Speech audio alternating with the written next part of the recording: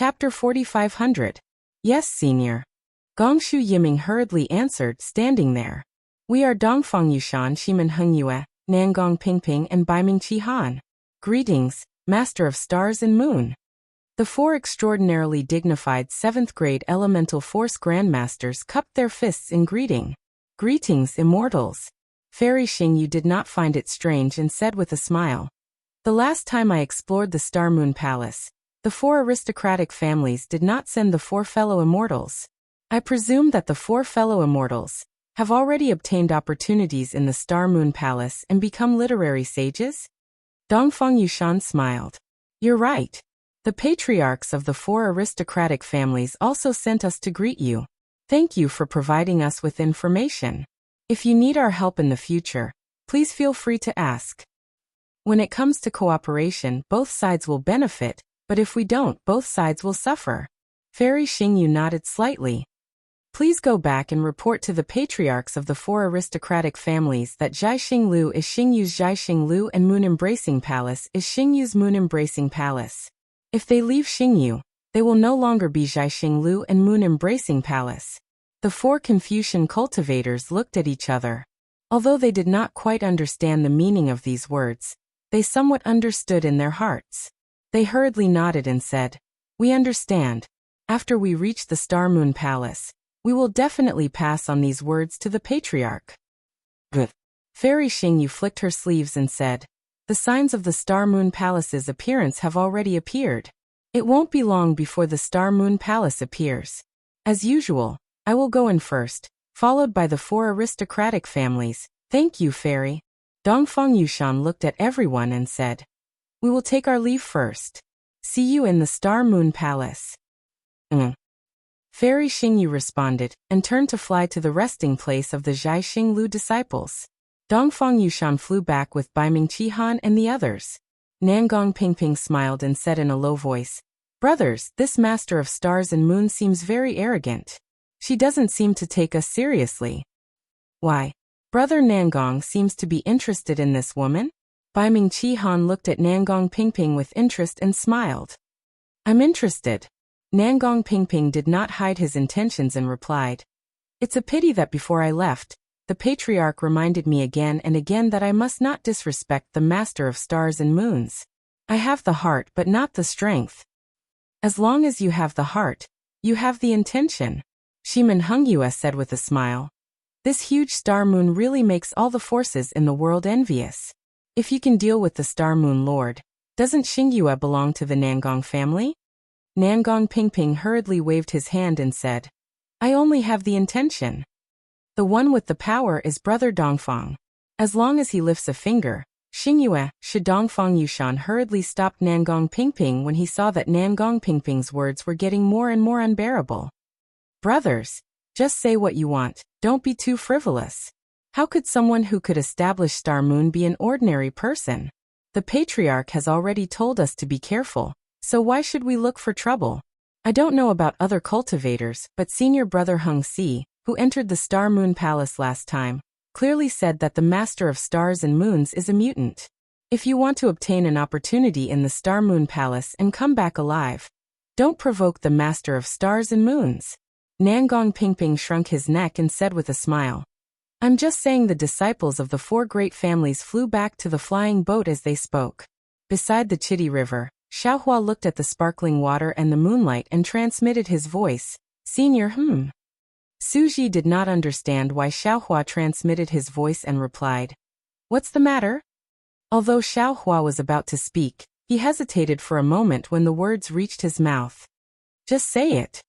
Suji said, As long as it doesn't involve the secrets of the immortal world, I can answer you. Senior, in your hometown, before you ascended, did you have a dual cultivation partner? Xiaohua gritted his teeth and asked. You can't invade my privacy. Suji refused without hesitation. All right, Xiaohua said helplessly. Actually, Junior thinks that Fairy Xingyue is pretty good. She also has some feelings for Senior. Junior doesn't know if Senior can see it, but as an outsider, Junior can see it clearly. Junior missed a lot of good times before. I don't want Senior to have regrets in the future. Junior thinks that even if there is a gap between two celestial venerables in the immortal world, the matter between you two is a private matter, and has nothing to do with the Palace of Punishment and the Palace of Justice. I know. Without waiting for Xiaohua to finish speaking, Suji replied in an unusually calm tone. As the saying goes, time breeds love. In the 3 continents, only Xingyue and I have something to talk about. The two of us have been together for so long. How can I not know her thoughts? Then Senior's heart also has a knot in it? Xiaohua somewhat understood and asked tentatively. That's right. Suji nodded. Could it be that you don't have a knot in your heart? Shui didn't leave a mark in your heart? Forget it. Senior Xiaohua raised his hands and surrendered. Just pretend that Junior didn't say anything. It's good that you understand. Suji looked at the surging river and whispered. Everyone has their own experiences, everyone has their own choices, and everyone has their own consequences to face. I am a punishment envoy, so I naturally know more than you. In terms of feelings, when I was cultivating in my hometown, I could be considered romantic and elegant. But when you walk through flowers, you will always step on the petals and may even be injured by the thorns. When you turn around, other than the fragrance of the flowers on your clothes, how much beauty can you retain? Time flies, the autumn wind urges people, when the snowflakes flutter, even the branches of the flowers will wither. Hee, that's true, Xiaohua said with a smile. Senior's appearance is much more handsome than Junior's, and you have also learned a lot in this aspect. Junior just wanted to remind Senior. Roar Xiaohua wanted to say something more, but somewhere in the Chitty River, a loud roar suddenly sounded, and beams of starlight and moonlight fell. It was actually a few great demons fighting. Sometimes I envy these demons. Suji looked and said with some emotion. If they want to fight, they fight, and if they want to scold, they have no scruples. Their cultivation is also unique. They don't care about Dao heart, Dao realm, nor are they afraid of inner demons. They only need to temper their demon bodies. Those are all demons with inheritances, Xiaohua said with a smile. There are also the vast majority of demons who don't know how to cultivate. They also learn from our Dao sex human race, wanting to condense a demon core in their body without waiting for Xiaohua to finish. Suji said, You are wrong. This world doesn't have a completely orthodox cultivation method. In the Demon League, there are also those who cultivate demon cores. Ah. Xiaohua was a bit dumbfounded. He was proficient in demon cultivation, that heaven-defying Thunder Phoenix was his clone. How is that possible? Nothing is impossible. Suji glanced at Xiaohua, somewhat surprised by his shock, and replied, The reason why the Demon League is called the Demon League is because it is made up of extremely suitable demon territories, and different demon territories have different cultivation methods. Either condense the body, condense the core, or Dharma body, or devour the demon soul and condense the soul body. Of course, there are many other methods. Even I don't know. Alas, it's a mess. Xiaohua sighed. Junior only thought that Junior knew the truth, but when the truth was revealed, Junior knew. The truth is not the truth. The illusion is also the truth. You are right. Suji nodded. What I said may not be right. After all, the Demon League is only the Demon League. What about above the immortal world? Above the Demon League? Xiaohua suddenly asked. Senior, what is the purpose of cultivation? Suji smiled. It's a secret. Xiaohua shrugged and said in a low voice. All right, just pretend that Junior didn't ask anything. The truth of the matter is the truth of the world.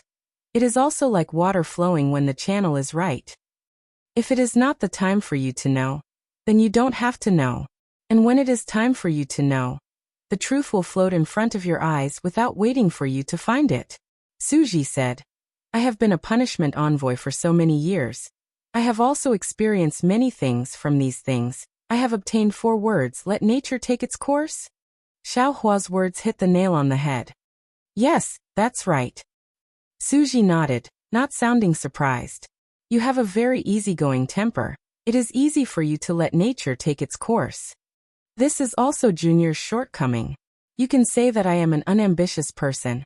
I like to live a comfortable life that is not as good as the best, but better than the worst. This is already the best life. Suji sighed. Io, why is the fight getting fiercer? As they spoke, another 100 great demons joined the battle. The battle was getting bigger and bigger. Xiaohua asked worriedly. Don't we need to shout for them to stop? Don't worry about them. Suji glanced casually and said, the demon clan has always been like this. Before the Xingyue Palace appears, the power of the starlight will become violent. This will incur the wrath of some great demons with unstable foundations, and it will be easy for fights to break out. When their eyes turn red from fighting, that is when the Xingyue Palace appears. Hearing this, Xiaohua hurriedly turned to look at Zhai Xinglu's spaceship. Indeed, Fairy Xingyue had already given the order from Zhai Xinglu, and a group of Zhai Xinglu's disciples began to prepare for departure. Xiaohua narrowed his eyes and looked at Chitty River. The space that had been disturbed by the fluctuations earlier had sped up again. Layer upon layer of silver tadpole-like light spots had already covered nearly 10,000 miles of the river surface. Under the silver light, the previously orange river surface gave off a crimson glow, looking very strange. Xiaohua muttered in his heart. The Xingyue Palace is finally going to appear. This famous Xingyue Palace. What will it look like? Thinking of the Xingyue Palace, Xiaohua unconsciously thought of the illusory array in the ruins when he fought with the unrestrained heavenly demon. A shuddering feeling quietly emerged from the bottom of his heart. Or rather, a shadow gradually shrouded his heart. Could it be a trap? Xiaohua couldn't help but look at Suji. Suji didn't pay attention to anything else, but instead focused his attention on the sky above the Chitty River. His face was slightly nervous. Xiaohua was slightly relieved. It shouldn't be. This is not the first time we have entered the Xingyue Palace. Suji and Fairy Xingyue have already explored the passageway a few times and returned safely. Chapter 4501. Another hour passed. Suddenly, the crescent moon that was hanging in the sky for half a day suddenly streaked across the vast sky and nailed itself in the middle of the night sky. Furthermore, the crescent moon from before suddenly expanded, revealing other parts of the shadow. A full moon was swollen and scattered moonlight. The night sky that was originally filled with brilliant stars was now filled with no stars at all. This moonlight was so bright that tens of thousands of miles around the Chitty River were as bright as day. In just a moment, the full moon seemed to shatter, turning into tens of thousands of fragments. Even the moonlight that filled the sky was also divided. Pillars of light appeared in the night sky.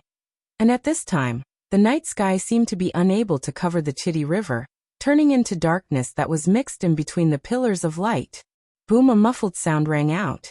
Although it came from the horizon, it also shook the hearts of all the humans and demons. The entire world shook under this roar. Like a watermelon being opened. The stars in the night sky were like melon seeds inside the melon, flashing with a black brilliance. It was clearly a black brilliance, but in the dark night, it was clearly seen by people. However, when Xiaohua's eyes turned, the black turned into a red color. After the red color, the 6 colors of orange, yellow, green, cyan, blue and purple flashed clearly.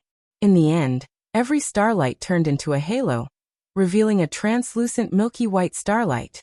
Wung wung wung on the Chitty River, the space within tens of thousands of miles was shaking. The river water that previously seemed to be tightly pressed down by a large hand was now slowly being split. In just a few breaths, the seemingly endless and bottomless Chitty River was actually split into 2 halves. The severed river water was not like an ordinary river water, forming waves, but was still as calm as before. Swish swish swish at the same time the Chitty River was cut off. The moonlight that had previously splashed across the Thousand Demons' sacred realm also began to gather, falling within a radius of 1,000,000 miles around the Chitty River.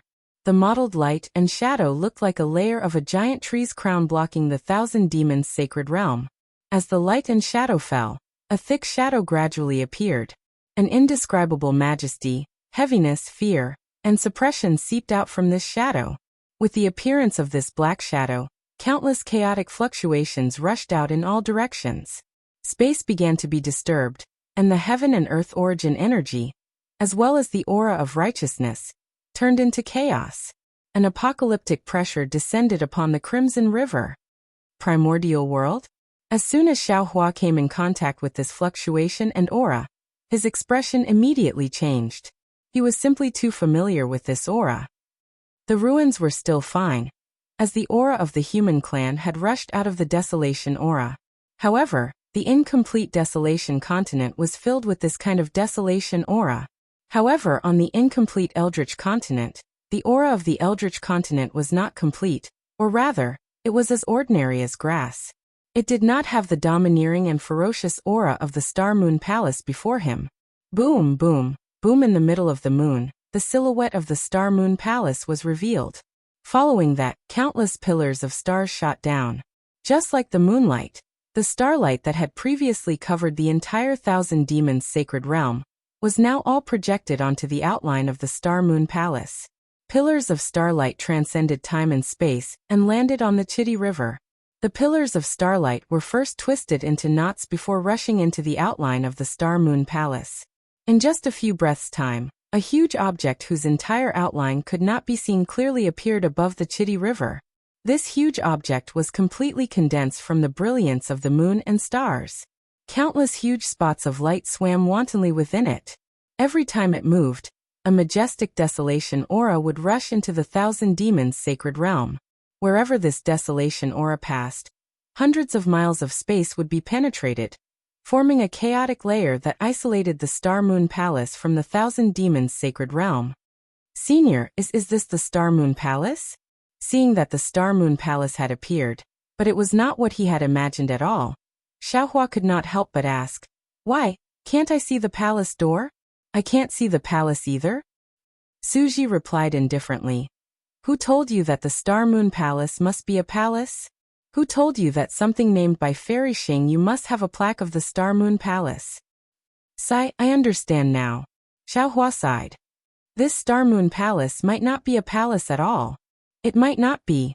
However, it's most likely still a palace," Suji replied. "When we first entered, the Star Moon Palace already looked like a palace.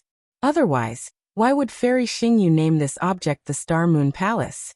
Moreover, there are also halls inside the Star Moon Palace. What about the palace door?" Xiaohua smiled bitterly. "Without the palace door, how do we enter?" Don't be anxious, Suji said unhurriedly. "The entrance will appear eventually. It's just a matter of time." That's true. Why should I be anxious?" Xiaohua nodded. "Indeed," Suji replied casually. "You're not anxious, but the eunuch is." "What?" Xiaohua was stunned. He did not quite understand. "It's nothing." Suji was slightly taken aback. He then explained, "This is a saying from my hometown." Oh, seeing that Suji did not explain further, Xiaohua responded and released his divine thought. However, when his divine thought touched the chaotic layer of space, it was immediately shattered by the space. He could not pass through it at all. At the edge of the space, the desolation aura was abnormally dense. This Star Moon Palace really looks like an ancient relic. At this point, Xiaohua no longer had any doubts about the origins of the Star Moon Palace. This was because he could clearly see with his naked eye that this Star Moon Palace was somewhat similar to Panga's axe. What the Star Moon Palace had revealed earlier was not a real palace, but an illusory silhouette. Only after the pillar of light from the stars and moon had fallen did it solidify into a real body. Seeing this, Xiaohua had some understanding. Wasn't Panga's axe the same? On the Desolation Continent, Panga's axe was just an illusory silhouette. Only in the 3 continents would Panga's axe become a real body. Of course, the Star Moon Palace was on the other side of a chaotic layer of space. If this layer of space disappeared, the complete Star Moon Palace would definitely be revealed. Xiaohua and Suji were fully focused on observing the Star Moon Palace. The other forces were also rubbing their palms together. The disciples of Zhaixing Lu had already flown behind Xiaohua and Suji, lining up in the formation they had rehearsed earlier, waiting for the right time. In the distance, the disciples of the 4 great clans were also waiting in formation, waiting for the Star Moon Palace to make a move. Behind the 4 great clans and the Star Moon Palace, the 100 schools of thought, which were Confucian cultivators, were also eyeing covetously. The Star Moon Palace was huge. In other places, some Taoist cultivators, some Buddhist protectors, and most of the great demons of the demon clan released their remarkable abilities, waiting for the Star Moon Palace to open. Fairy Xingyu flew to Suji's side and said softly, "So far I haven't seen anything unusual, no." Suji shook his head. "The power of the stars and moon this time is too strong. The spatial barrier around the Star-Moon Palace is also too thick. I'm afraid it won't be easy to pass through. Isn't it that 7 stars great sage from the Great Sage Hall?" Fairy Xingyu gritted her teeth in hatred. He didn't become a sage earlier or later, but he actually became a sage at this juncture. Moreover, not only did he trigger the 7 stars transit, but he also triggered the 10,000 stars transit after entering the Great Sage Hall. Of course, this greatly increased the strength of the 1,000 Demons' sacred realm, but it also triggered too much of the power of the stars and moon in the 3 continents. Suji did not complain like Fairy Xingyu. Instead, he said softly, "We can pass through this spatial barrier easily. But the disciples of Zhaixing Lu and those cultivators who are sensitive to the power of the stars and moon will be in trouble." "What are you afraid of?" Fairy Xingyu pursed her lips and smiled. She looked as if she had a card up her sleeve. She said, "If it was the last time, we would naturally have to worry and waste our dermic powers. But this time, we don't have to worry at all." Although Fairy Xingyu did not look at Xiaohua smiled bitterly. Before Suji could speak, he said, "Seniors, you don't have to worry about this. Leave it to me. I'll keep them in the Kunlun mirror first, and release them after they enter." "There's another problem," Fairy Xingyu said worriedly. "I'm afraid that we won't be able to find a pavilion in the Star-Moon Palace where we can use storage bags. That'll be troublesome." "Ah." Xiaohua was stunned and asked curiously, "Senior, do you mean there's no way to use imperial weapons or magic treasures like the Heaven and Earth bracelet in the Star-Moon Palace?" "Of course." Fairy Xingyu smiled bitterly. "I don't know why the Star-Moon Palace is so strange, even among the immortals. It seems that there are very few such restrictions. Let's keep these cultivators in the Kunlun mirror first." Suji ordered without hesitation. "Although the Starry Sky Maze is difficult, we have a 20% chance of success. Including them, it's only 40%. Now that Xiaohua is with us, even if he has a 10% chance, it's still 30%. It's best if these cultivators can come out. If they can't, then they can't." "Okay." Xiaohua nodded and said to Fairy Xingyu, "Fairy, come with me and let those disciples of Zhaixing Lu enter my Kunlun mirror." "Okay." Fairy Xingyu responded, and was about to turn around and fly back. A gust of wind suddenly whistled. In the distance, where the demon clan had gathered, a great demon that was at least 10,000 feet in size suddenly flapped its wings and pounced toward Xingyue Palace, wanting to take the lead. "Damn it!" Fairy Xingyu paused and raised her right hand. A halo of stars appeared on her right index finger. However, Fairy Xingyu was still a little too slow. Just as she was about to point it out, the great demon had already rushed into the chaotic space. Swoosh! The great demon's body landed. Dazzling starlight shone from the great demon's body as it rushed into the space. The great demon's body instantly expanded by more than 30%. In just a few breaths, the great demon's body had completely disappeared into the space. At this moment, wherever the great demon's body passed, starlight shone and traces of its flight were clearly visible. What puzzled Xiaohua and the others was that although the great demon seemed to be approaching the Star-Moon Palace in an arc, what was revealed in the chaotic interlayer space was actually a complicated bowknot. Chapter 4502. When the great demon flew into the middle of the chaotic mezzanine, the light from his body was suddenly extinguished.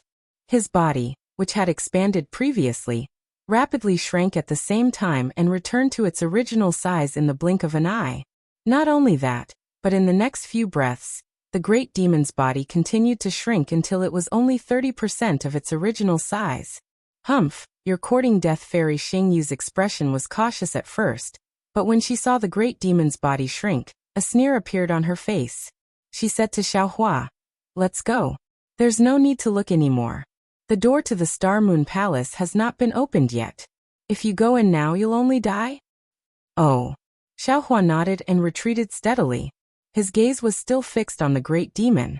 Sure enough, Xiaohua had only flown a few dozen feet when the great demon's body and mind suddenly swayed in the spatial mezzanine. Like a kite that had lost its string, it kept tumbling in the wind. Every time it tumbled, the great demon's body shrank. When it had shrunk to the size of a few dozen feet, it turned into a shadow and fell into the Chitty River. Unfortunately, there were no waves on the Chitty River. Who knew what kind of spatial crevice this reckless great demon had fallen into?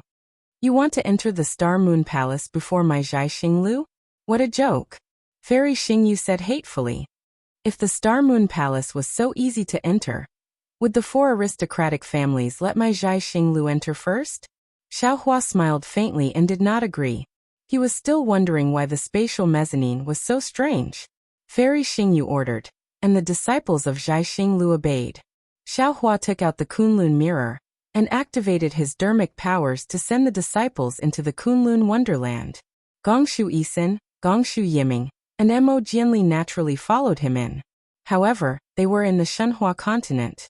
Zhai Xinglu was now the center of attention. Everything that Xiaohua did fell into everyone's eyes. Seeing the disciples of Zhai Xinglu disappear, the disciples of the 4 aristocratic families smiled thought-provoking. While Xiaohua was casting his technique, Suji transmitted his voiceover from afar. Fairy Xingyu did not disturb Xiaohua and flew over. At that moment, the thick and massive silhouette of the Star Moon Palace began to move. The light of the stars and the moon that had previously condensed into the silhouette of the Star Moon Palace flowed like stars. High up in the sky, the light of the stars and the moon continued to fall, colliding with the flowing brilliance of the Xingyue Palace. A scene that was more dazzling than all the fireworks in the world was presented before everyone. The light fell into the chaotic interlayer in the middle, refracting layers of magnificent illusions. These illusions were like a fairyland, like the traces of a devil. Traces of unfathomable fluctuations were also emitted. The fireworks lasted for the time it took to brew a cup of tea before a saber-shaped brilliance strangely flashed past. Then, a cluster of waves rushed out from the Star Moon Palace. The fireworks were split in half by the saber light. The wave seeped out from the gap, and a shadow that looked like the word convex was born from the fireworks. As soon as this shadow appeared, it immediately expanded along with the fluctuations. Layers upon layers of overlapping shadows rushed into the chaotic interlayer of space. What was very strange was that when this shadow entered the interlayer, it began to spiral and twist in the same way as when the great demon flew in.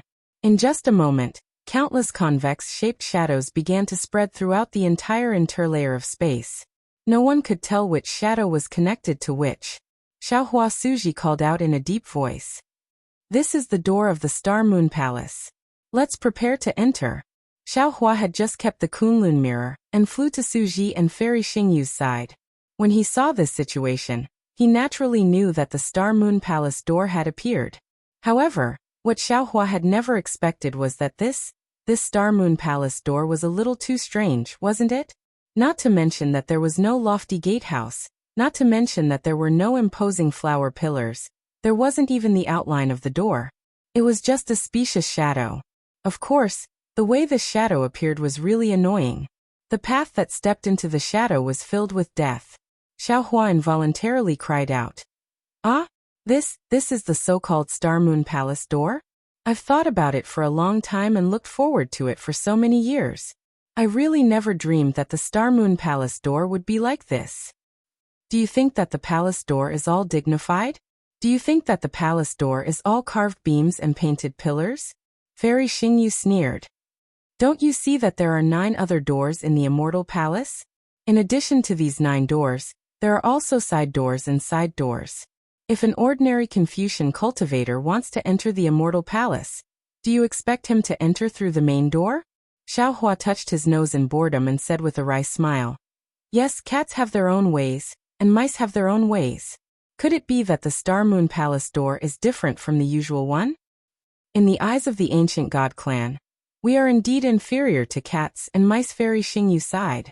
However, after Fairy Xingyu finished speaking, Suji exclaimed in surprise, Oh no!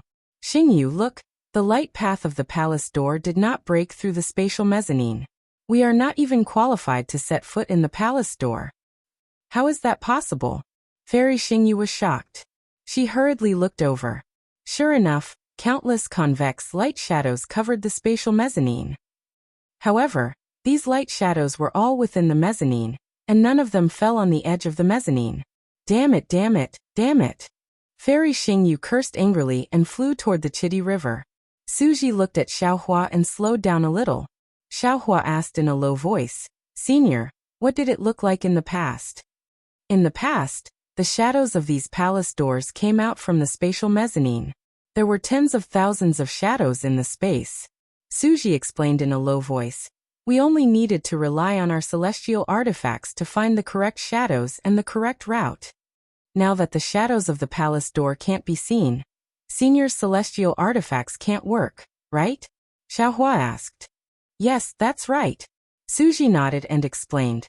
As you can see, the waves that are emitted from the Star Moon Palace are left behind from the ancient times when the Star Moon Palace was being refined. It is different from the waves of Yuan Qi of the heaven and earth, and the waves of the formation.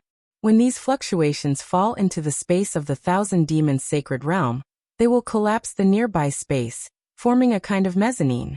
Within this mezzanine, there is a kind of disorderly chaos. There is no heaven-earth essence qi, no righteous qi, and only a little light from the stars and the moon. You saw it just now. When a 7th grade essence qi great demon falls into this space, it becomes an ordinary demonic beast. Not to mention our celestial artifacts, even immortal artifacts can't be activated here. In other words, the two seniors can't be sure which of these countless shadows of the palace door is the real one. Xiaohua frowned and immediately thought of the situation when he was searching for the entrance to the mysterious water palace on the Saint River. The entrance to the mysterious water palace was formed by the light shadows through a vortex. It looked different from the entrance to the Star Moon Palace, but in fact they were similar. However, the palace door of the Star Moon Palace was more complicated and harder to find. These shadows of the palace door are all fake. Suji's expression did not change as he explained faintly. Only the door that appeared on the Star Moon Palace is the real one. What we are really looking for is the fluctuation that rushed out of the door. This fluctuation repels the disorderly chaos around it, forming a temporary passage. In this mezzanine space, only this passage is safe. Seniors, why didn't you tell me earlier? Xiaohua smiled bitterly. Otherwise, I could have thought of other ways, Fairy Xingyu said helplessly. Because we have a probing celestial artifact. The previous few times, this space mezzanine was not a problem at all. I didn't expect that we can't even step into the Star Moon Palace's door this time. There are so many shadows of the palace door. Xiaohua looked around and secretly wondered if he should activate the Delusion Breaker Dharma Eye. After all, the Delusion Breaker Dharma Eye was a rather secretive divine ability. He did not want so many humans and demon clans to know about it for the time being. There are more than that. Fairy Xingyu smiled bitterly. Ah, there's more? Xiaohua was shocked.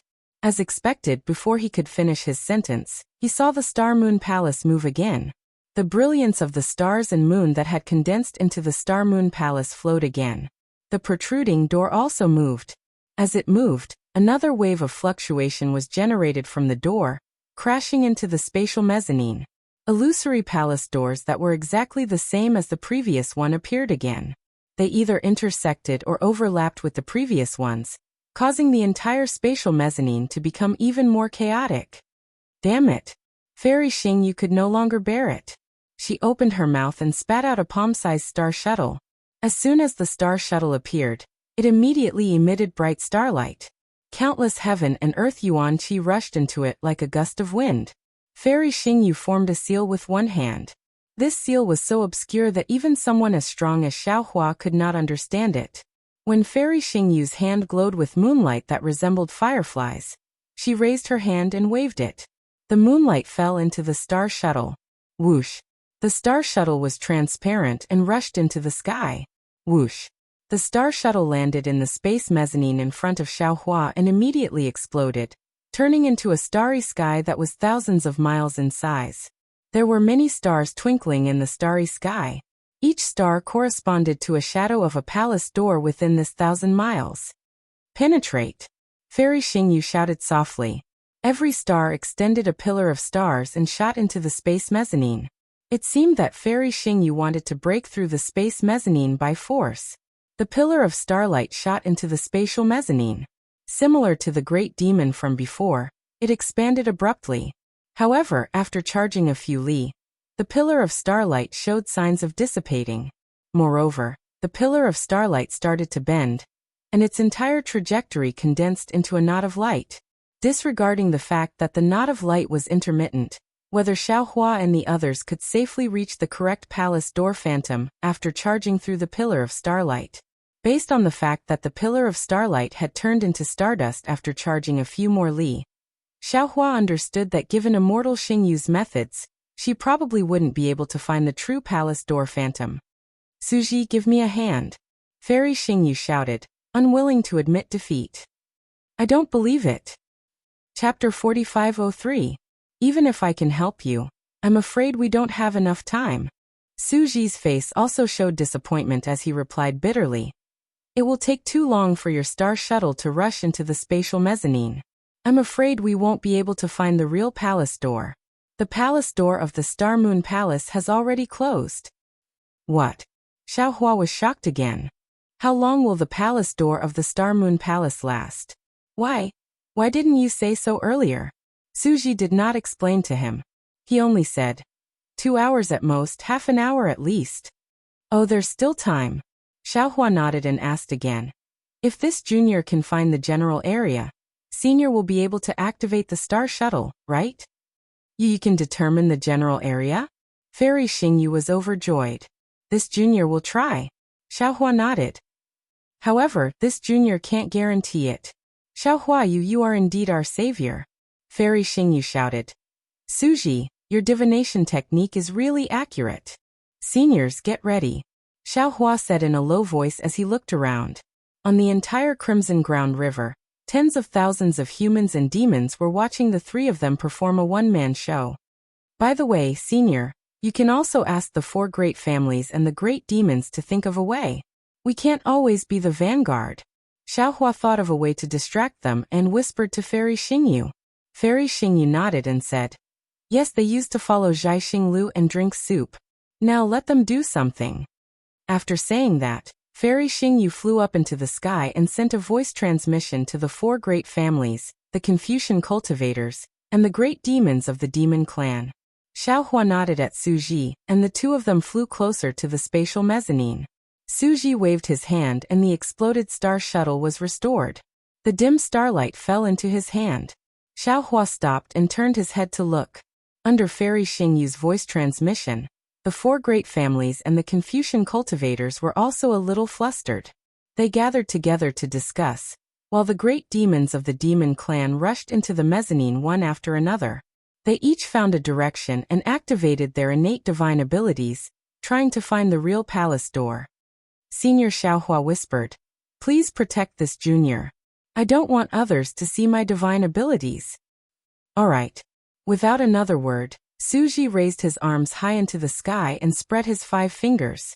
Like a peacock spreading its tail, lightning immediately enveloped the surrounding hundreds of miles. Inside the thunder, Xiaohua slapped his forehead. A ghostly green light flashed and the delusion breaker eye slowly opened. His Xiaohua couldn't help but suck in a breath of cold air when he saw everything through the illusion breaker eye. In front of Xiaohua's eyes was an incomparably huge golden color. This golden color made Xiaohua's delirium transcendence eye sour. Within the golden light, an irregular orange hole that looked like a hole was slowly moving. The orange hole radiated a tricolored flow. This flow was like a spring rushing into a grayish-black flowing wave. The flowing wave was shaking violently. Clusters of green and silver flashed constantly. The tricolored flow created a faintly discernible passageway in the flowing wave, and then dissipated within the flowing wave. Over there, Xiaohua whispered to Suji. However, the illusory image of the palace door is changing from time to time. All right. Suji's face was still calm as he replied via voice transmission. As long as you can roughly determine the range. After saying that, Suji turned around and sent a voice transmission to Fairy Xingyu. Fairy Xingyu was currently saying something to the Shiman family. She did not expect Xiaohua to be able to determine the location in such a short period of time. Therefore, without another word, she immediately teleported to Xiaohua's side. Fairy Xingyu's actions naturally attracted the attention of the 4 great families. While they were discussing, they were also watching the movements of Xiaohua and the others. Su Ji sent a voice transmission to Fairy Xingyu. The two of them exchanged opinions, and then led Xiaohua to the location of the illusory image of the palace door. At this moment, some great demons of the demon clan had already begun to force their way into the spatial mezzanine. There were also some Confucian families and heavenly kings of the Buddhist sect who had made preparations. They activated their imperial equipment or heavenly eyes to explore the spatial mezzanine. They saw the illusory image of the palace door. At this time, because the Star Moon Palace had moved again, there were already more than 10,000 illusory images of the palace door within 100 miles. Xiaohua thought for a moment and said, "Senior Su, please continue to protect me. I will activate my divine ability first. After I have some clues, can you activate your magic treasure?" "No need." Suji shook his head and said, "Save your magic power first. There are still places in the Star Moon Palace that need your help. Here, according to our previous discussion, Fairy Xingyu and I will take action." Yes, Suji is right. Fairy Xingyu also nodded and said, "There are many places that rely on the power of thunder. It's better for you to save your strength." With that, Fairy Xingyu nodded at Suji and said, "You go first. I will activate it later. Let's find the right palace door first." Xiaohua hurriedly sent a voice transmission. "Fairy, just follow the direction I know. There's no need to search anymore." What? This time, even Suji was shocked. Your divine ability can actually see through the space that is close to chaos? It seems like it. Xiaohua nodded. Seeing that a few heavenly kings from the Buddhist sect were also coming over, he said, "Let's hurry up and take action. Otherwise, the Buddhist sect will take the lead." "All right." Suji nodded. He raised his hand and took out a broken beast-shaped jade piece. The beast shape looked similar to the Luna beast in the Bright Moon Palace. However, it was broken and one could not see its full appearance. Suji opened his mouth and a water-blue thunderbolt fell into the jade piece. The entire jade piece emitted a blue brilliance. Boom! The moonlight that had originally fallen into the Star Moon Palace split into a pillar of moonlight and fell into the jade piece. Then, a broken outline of the Luna beast appeared in front of Xiaohua. "It is indeed the Luna beast." Xiaohua understood. Suji explained, "This is an ancient relic I obtained when I was patrolling the borders of a forbidden area. I don't know its specific power, but I can barely activate the moonlight within it. Xingyue, come and lend me a hand. Once Xiaohua confirms the correct phantom image of the palace door, we will connect this pillar of starlight to that phantom image." "If that's the case," Fairy Xingyu bit her lip and said softly, "won't the people from the 4 aristocratic families take advantage of us again? The Star Moon Palace was meant for them to take advantage of us." Suji scolded without holding back. "Furthermore, at this point, why are you still thinking about this?" There. Since he was not afraid of others taking advantage of them, Xiaohua did not hide it anymore. He raised his hand and pointed at the spot where the tricolored brilliance had disappeared. Fairy Xingyu looked over. Indeed, there were several palace door shadows at the place where Xiaohua had pointed. Fairy Xingyu's face turned solemn. She slowly formed a seal with both hands. Layers of mist-like brilliance appeared in the surrounding void. When a low rumbling sound was heard, Fairy Xingyu raised her hand again. It was as if she was holding a heavy object in her hand. Then, she slowly dropped it toward the Luna Beast's shadow. Squeak! The Luna Beast's shadow made a sound that Xiaohua was familiar with. Then the shadow started to solidify. Suji did not dare to delay. He opened his mouth and a mouthful of blood essence mixed with silver light fell into the Luna Beast's brilliance. Then he pushed the blood essence along Xiaohua's moving finger. Boom! The Luna Beast immediately moved and rushed into the interlayer of space. In the chaotic interlayer of space, the Luna Beast's body could not help but spread out. However, there was a swaying tail behind it. The starlight in the tail was so bright that it dispersed the chaotic aura. "Let's go." When Xiaohua saw the passageway appear, he hurriedly urged his body to rush in. However, Suji said in surprise, "Don't be hasty. The palace door shadow has appeared before." Senior Xiaohua smiled and said, "The palace door shadow is just a facade." When Suji heard this, he could not help but laugh. Then he held his forehead and said, I have fallen into a habitual mindset. Habitual mindset? Xiaohua did not understand what Suji meant. However, before he could ask further, Suji turned his head and said, Xingyu, follow behind me. Xiaohua, you stay at the back and protect me. Yes, senior. Xiaohua nodded. Suji stood up, and layers of strange markings appeared on his body. These markings rushed into the air and turned into tadpole-like runes. And when the runes flashed, a layer of dragon scale-like armor appeared around Suji's body. There were many lightning runes on this armor, and an indescribable aura was emitted from the armor. Looking at Fairy Xingyu, the marks also fell off her body and arms. A layer of soft armor that was engraved with many mysterious runes was also revealed. This soft armor was covered in starlight. Whoosh! Suji's body swayed, and a thunderbolt crashed into the star mark. He chased after the moon beast. Fairy Xingyu turned her head and looked at Xiaohua. She was a little surprised that Xiaohua did not take out any Dharma treasure or armor to protect himself. However, she did not have time to say more. She only nodded and signaled Xiaohua to be careful. Then, she turned into a ray of starlight and chased after him. The two immortals flew into the passageway, and immediately emitted strange lights and shadows. The lights and shadows seemed to be extremely long and wide at the same time. An aura was emitted from the passageway like a tidal wave. Xiaohua took a deep breath and activated the vital energy in his body. Buzz, countless sword hairs appeared on the surface of his body. When he turned into a sword, Xiaohua also flashed and rushed into the passageway. Quick! The actions of the three naturally attracted the attention of the Confucian cultivators from the four aristocratic families. Dongfang Yushan waved his hand without hesitation and said, According to the agreement with Zhaixing Lu, let's go in. Yes. The disciples of the Dongfang family responded happily.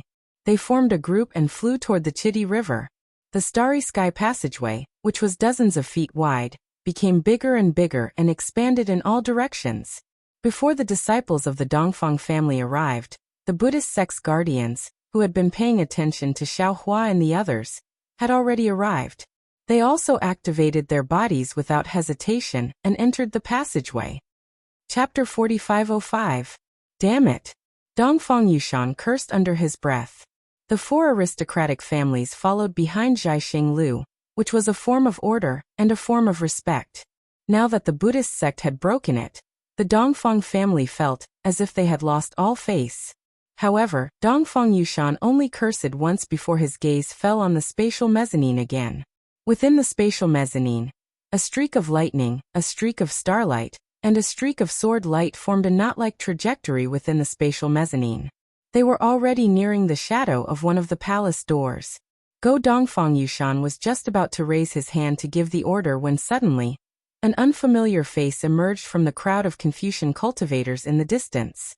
A black and white halo appeared around the unfamiliar cultivator, as he instantly passed by Dongfang Yushan's side, and charged straight into the passageway. Seeing the cultivator's figure pass by him, Dongfang Yushan snorted coldly, and raised his hand slightly. Boom! A pillar of qi condensed into a chain and wrapped around the light figure. Little child, an old, cold-blooded voice suddenly sounded in Dongfang Yushan's ears. Don't be nosy. I don't want to make things difficult for the four aristocratic families today. As he spoke, a streak of black and white brilliance fell between the chains. That brilliance was like a key, and the entire chain collapsed in the blink of an eye. At the place where the brilliance landed, the fluctuations of a Tao sect spell arrogantly spread in all directions. Grand Mist Ancestor. Dongfang Yushan was shocked and screamed wildly in his heart. Why is he here at Xingyue Palace? While Dongfang Yushan was still in shock, the Grand Mist Ancestor had already charged into the passageway, transforming into a black and white brilliance as he charged towards the shadow of the palace doors. Quick, don't delay. Although Dongfang Yushan was intimidated by the Grand Mist Ancestor, he knew that this old monster was definitely not someone he could deal with. Since the Grand Mist Ancestor did not want to create unnecessary trouble, he must have entered Xingyue Palace for something important. There was no need for him to find trouble with the Grand Mist Ancestor. He hurriedly urged his disciples. This time is different from the past. Although the Zhaixing Lu disciples did not take up too much time, we still might not have enough time. Following the entrance of the Dongfang family, more and more great demons of the demon clan noticed this place. They followed suit and gave up on their own efforts to pounce on this place. The Luna beast that was formed from the jade piece dashed into the void. As it went deeper into the void, its body became fainter and fainter. Suji was following behind the Luna beast. Seeing the shadow appearing again, he started to panic. At this moment, he was already in a hopeless situation, and he could only fight for survival while facing death. There was absolutely no room for retreat. As a result, a ball of blue lightning began to brew between Suji's eyebrows. Suji's worries were not unfounded. Although the ancient jade piece could break through the layers of space, when it was only a few feet away from the shadow of the palace door, the entire shadow of the Luna beast was reduced to a faint line. Chirp chirp, the Luna beast let out a few low cries, and the line turned into nothingness. A jade piece that had lost its luster fell from the sky. Before Suji could catch it, the jade piece had already turned into powder and disappeared. Suji did not have time to think. He turned his hand and tapped the space between his eyebrows. Kacha, a huge thunderbolt condensed into a lightning pillar and struck forward. When the lightning pillar landed in the chaotic void, it immediately became bony and became as thick as a thumb. The horned dragon from before had now become an earthworm, and it struggled to drill into the shadow of the palace door. Although Suji was an immortal, his physical body was not that of an immortal. Similarly, he was not as strong as the great demon of the demon clan from before. Suji did not dare to take the risk himself, and could only wait for the lightning pillar to pass through the void. Suji, move aside. Behind Suji, Fairy Xingyu's delicate voice chased after him. A beam of starlight shot out from Fairy Xingyu's eyes, went past Suji, and pounced on the void that was destroyed by the lightning pillar. Roar, roar, roar! The lightning pillar wrapped around the starlight and sped up. In just a few breaths, it had landed on the moving shadow of the palace door. Where the starlight landed, the shadow of the palace door stopped moving. The waves on it immediately passed through and rushed into the starlight corridor. Suji felt his vision blur, and layers of untainted land were once again introduced into his mind.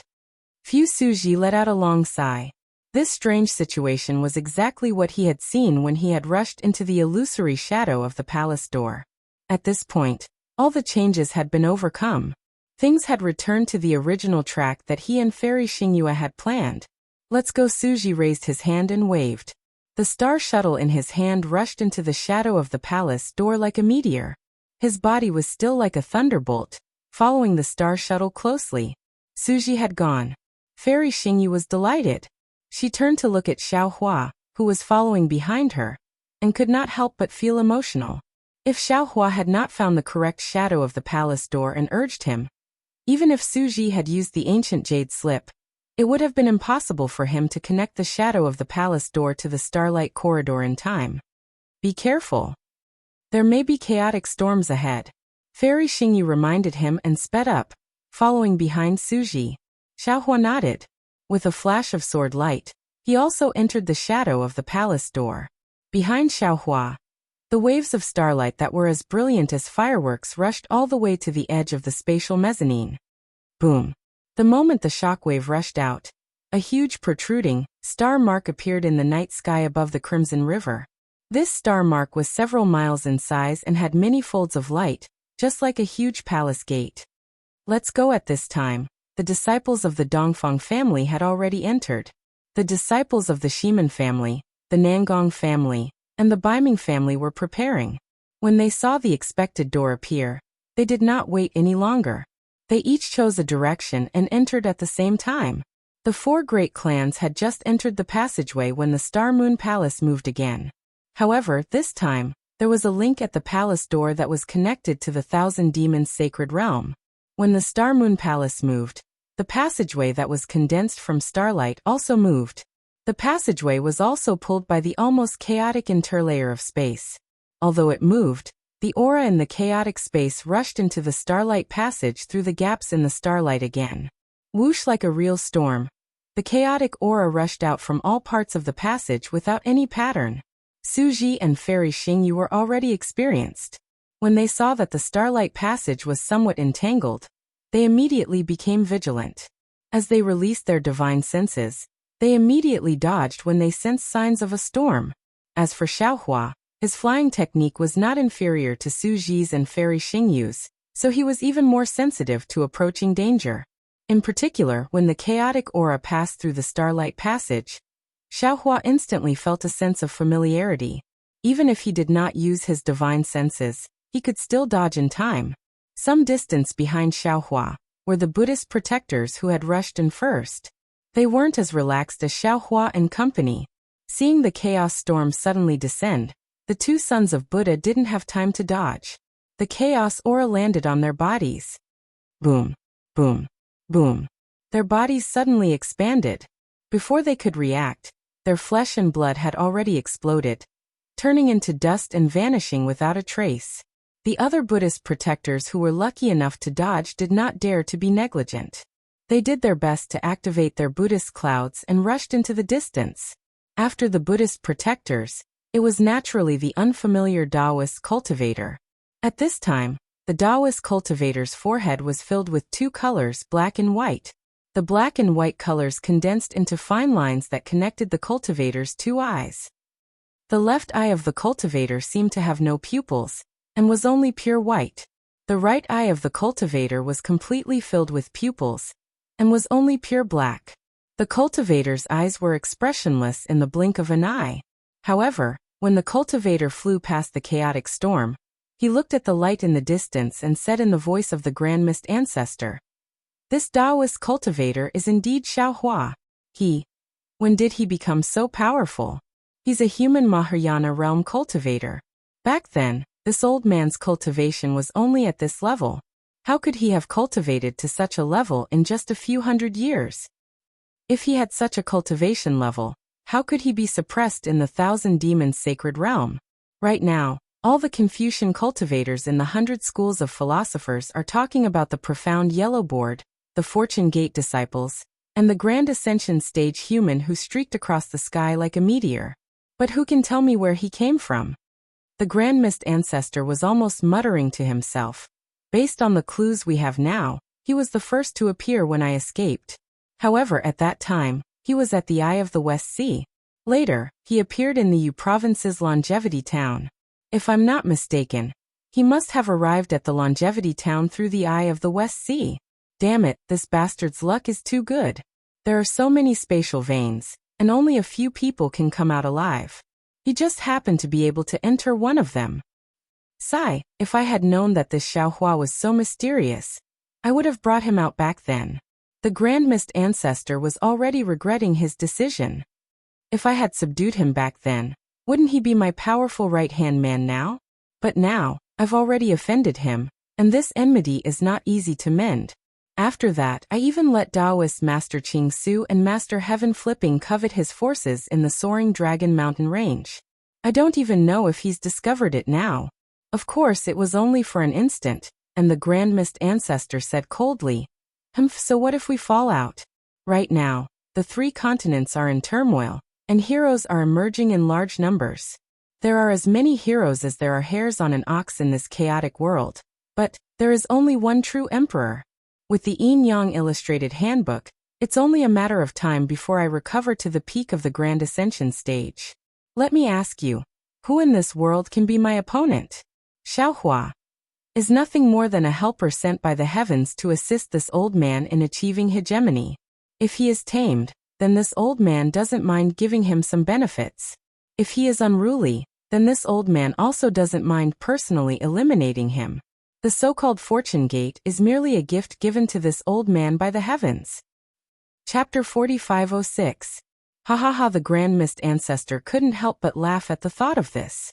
Black and white clouds rose around him and wrapped around his body as he charged toward the end of the starlight. However, the black-white cloud merely flew a few zhang away. Swoosh, another chaos storm came crashing down. The Grand Mist Ancestor was so pleased with himself that a corner of the black-white cloud was swept away by the chaos storm. The black-white cloud was like a bubble in the chaos storm, and it was blown away in an instant. The Grand Mist Ancestor's figure was revealed, but one of his legs was missing. Damn it! The Grand Mist Ancestor hurriedly retreated. His pair of black and white eyes stared ahead as he felt a little vexed. Why do I feel so impatient? It's better to be careful. Xiaohua is a human Grand Ascension stage cultivator, so there's nothing to fear. However, the Star Moon Lord is a mysterious figure who can't be underestimated. Moreover, who is that cultivator beside the Star Moon Lord? It seems that even Xiaohua has to treat him with respect. Could he be a Grand Ascension stage cultivator as well? That's impossible. How could there be so many Grand Ascension stage cultivators in my absence? See, could it be him? Thinking of this, the Grand Mist Ancestor hurriedly withdrew the black and white fog, revealing his body. His previous arrogance disappeared without a trace, and his black and white eyes revealed a strange expression as he stared at the distant starlight. He pondered, how could I forget about him? However, with his lifespan and strength, it's impossible for him to undergo tribulation. He should have died tens of thousands of years ago. Of course, I can't rule out the possibility that he had some fortuitous encounter that allowed him to preserve his primordial spirit and become undying like me. If it's him, I have to be careful. His abilities are strange and he has countless tricks up his sleeves. I owe him a debt of gratitude for his guidance. Perhaps I should treat him with respect. What respect? If it's really him, then this old man should ask him why he didn't save this old man when he was clearly alive and saw this old man being suppressed in the eye of the West Sea. Why didn't he save me when he knew that I was being suppressed by the combined forces of the immortals, Buddhas, and demons? As a senior of the Tao Gate, he doesn't have the slightest awareness of a senior. He doesn't even care about the Tao Gate's disciples. What right does he have to be a senior of the Tao Gate? If this old man sees him, I'm going to question him in person. The more the Grand Mist Ancestor thought about it, the angrier he got. He had long forgotten about the him who had taught him, and the righteousness of reviving Taoism was on his lips. However, even if that was what the Grand Mist Ancestor thought, he didn't dare to question Su Ji. If Su Ji was really him, the Grand Mist Ancestor understood that Su Ji's divine ability could be withstood by those around him. The Grand Mist Ancestor wouldn't dare to appear in front of Su Ji. Therefore, even though the Grand Mist Ancestor had sensed the Dongfang family's disciples chasing after him, he did not dare to rush towards the Star Moon Palace. Even Su Ji and the others didn't dare to underestimate the power of the Chaos Storm. Even the Grand Mist Ancestor wasn't spared, not to mention the other cultivators. Most of the disciples of the four great clans who had rushed in first were caught off guard when they saw the chaotic windstorm falling. The lucky ones naturally saw the windstorm brushing past them and broke out in a cold sweat. The unlucky ones could only watch as the windstorm fell, not to mention their physical bodies being destroyed and their bones turning into powder. Even the subbodies that had been brewing for a long time were destroyed by the windstorm. They first turned into vital energy, then merged with the chaotic aura, and turned into nothingness. Naturally, there were some Confucian cultivators who weren't willing to die. Most of them had imperial weapons in their hands or on them. Their tone wasn't inferior to the Immortal Palace's imperial weapons. However, as the chaos storm brushed past, any imperial weapon lost its luster, and any material turned into scrap metal. In the time it took to brew a cup of tea, 20% of the disciples of the four great families had already fallen.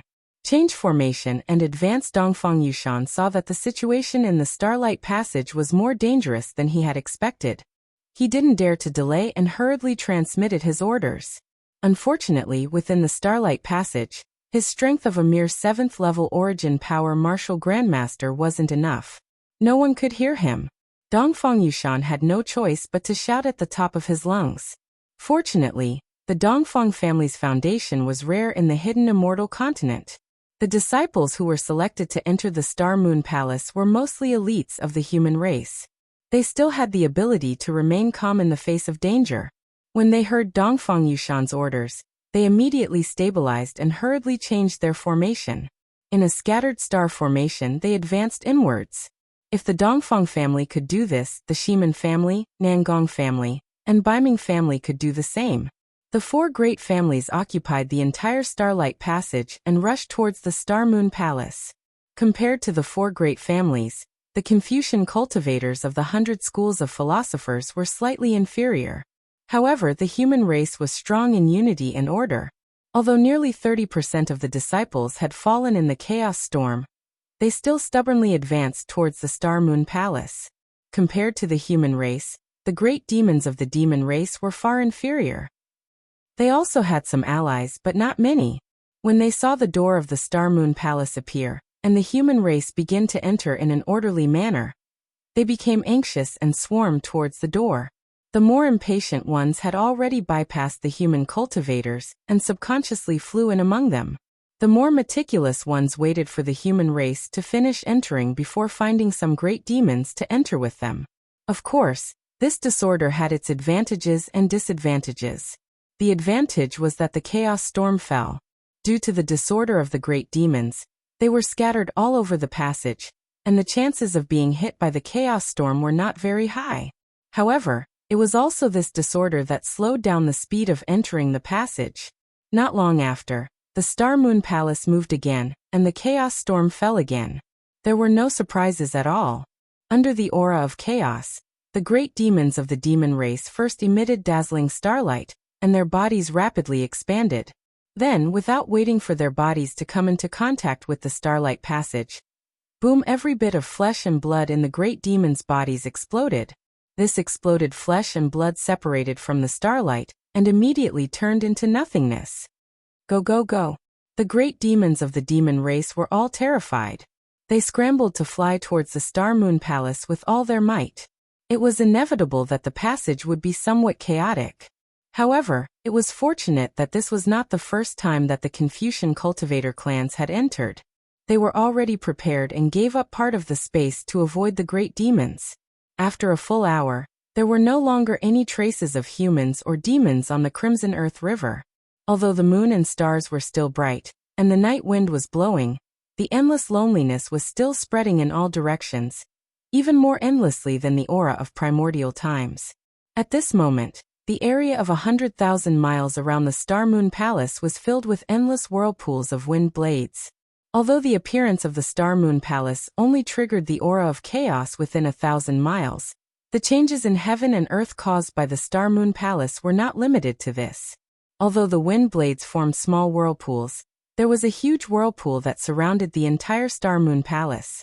Xiaohua and the others were inside the whirlpool and could not sense it.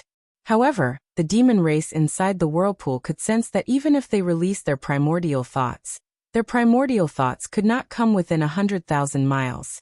Even immortal Emperor Go Chen's supreme heavenly mirror and Mahavairakana revered world's divine ability could not see what was happening within 100,000 miles. Although Xiaohua did not know that so many things were happening in the passageway behind him, he could guess with his heels. Although he was flying at the front, he had encountered more than a dozen chaotic storms within the Starlight Passage, and had even narrowly crashed into them several times. As such, he was well aware of the tragic fate of the Confucian cultivators behind him.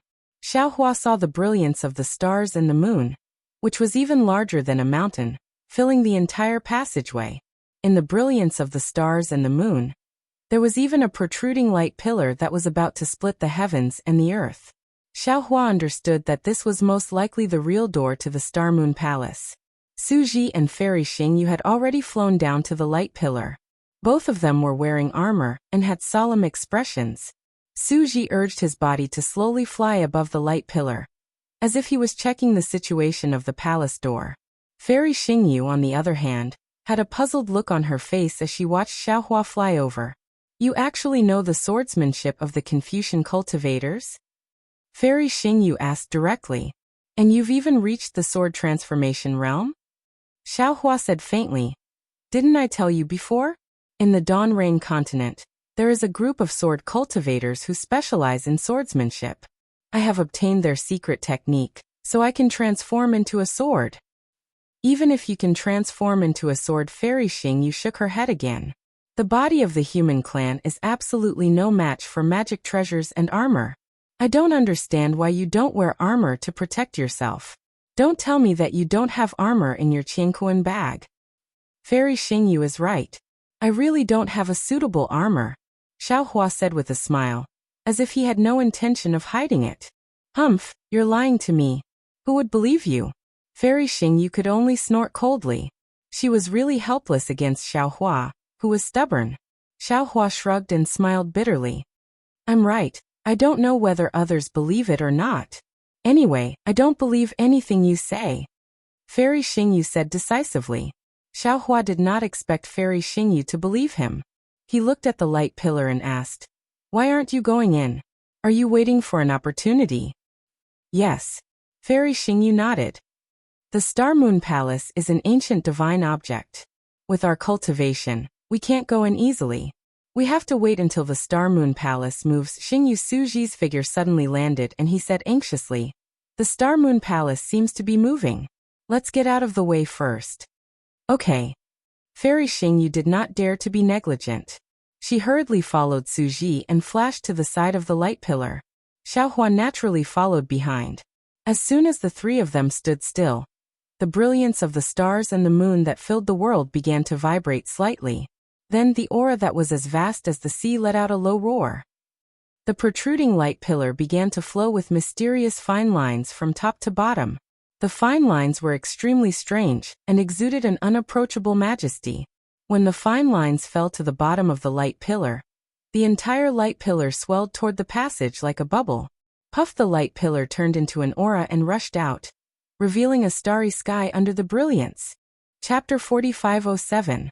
Let's go, Suji shouted, obviously reminding Xiaohua that Fairy Xingyu's figure had already flashed into the starry sky. Entering the Star Moon Palace was not too troublesome. Xiaohua only felt a strong primitive aura coming from all over the starry sky, making his mouth and nose feel very comfortable.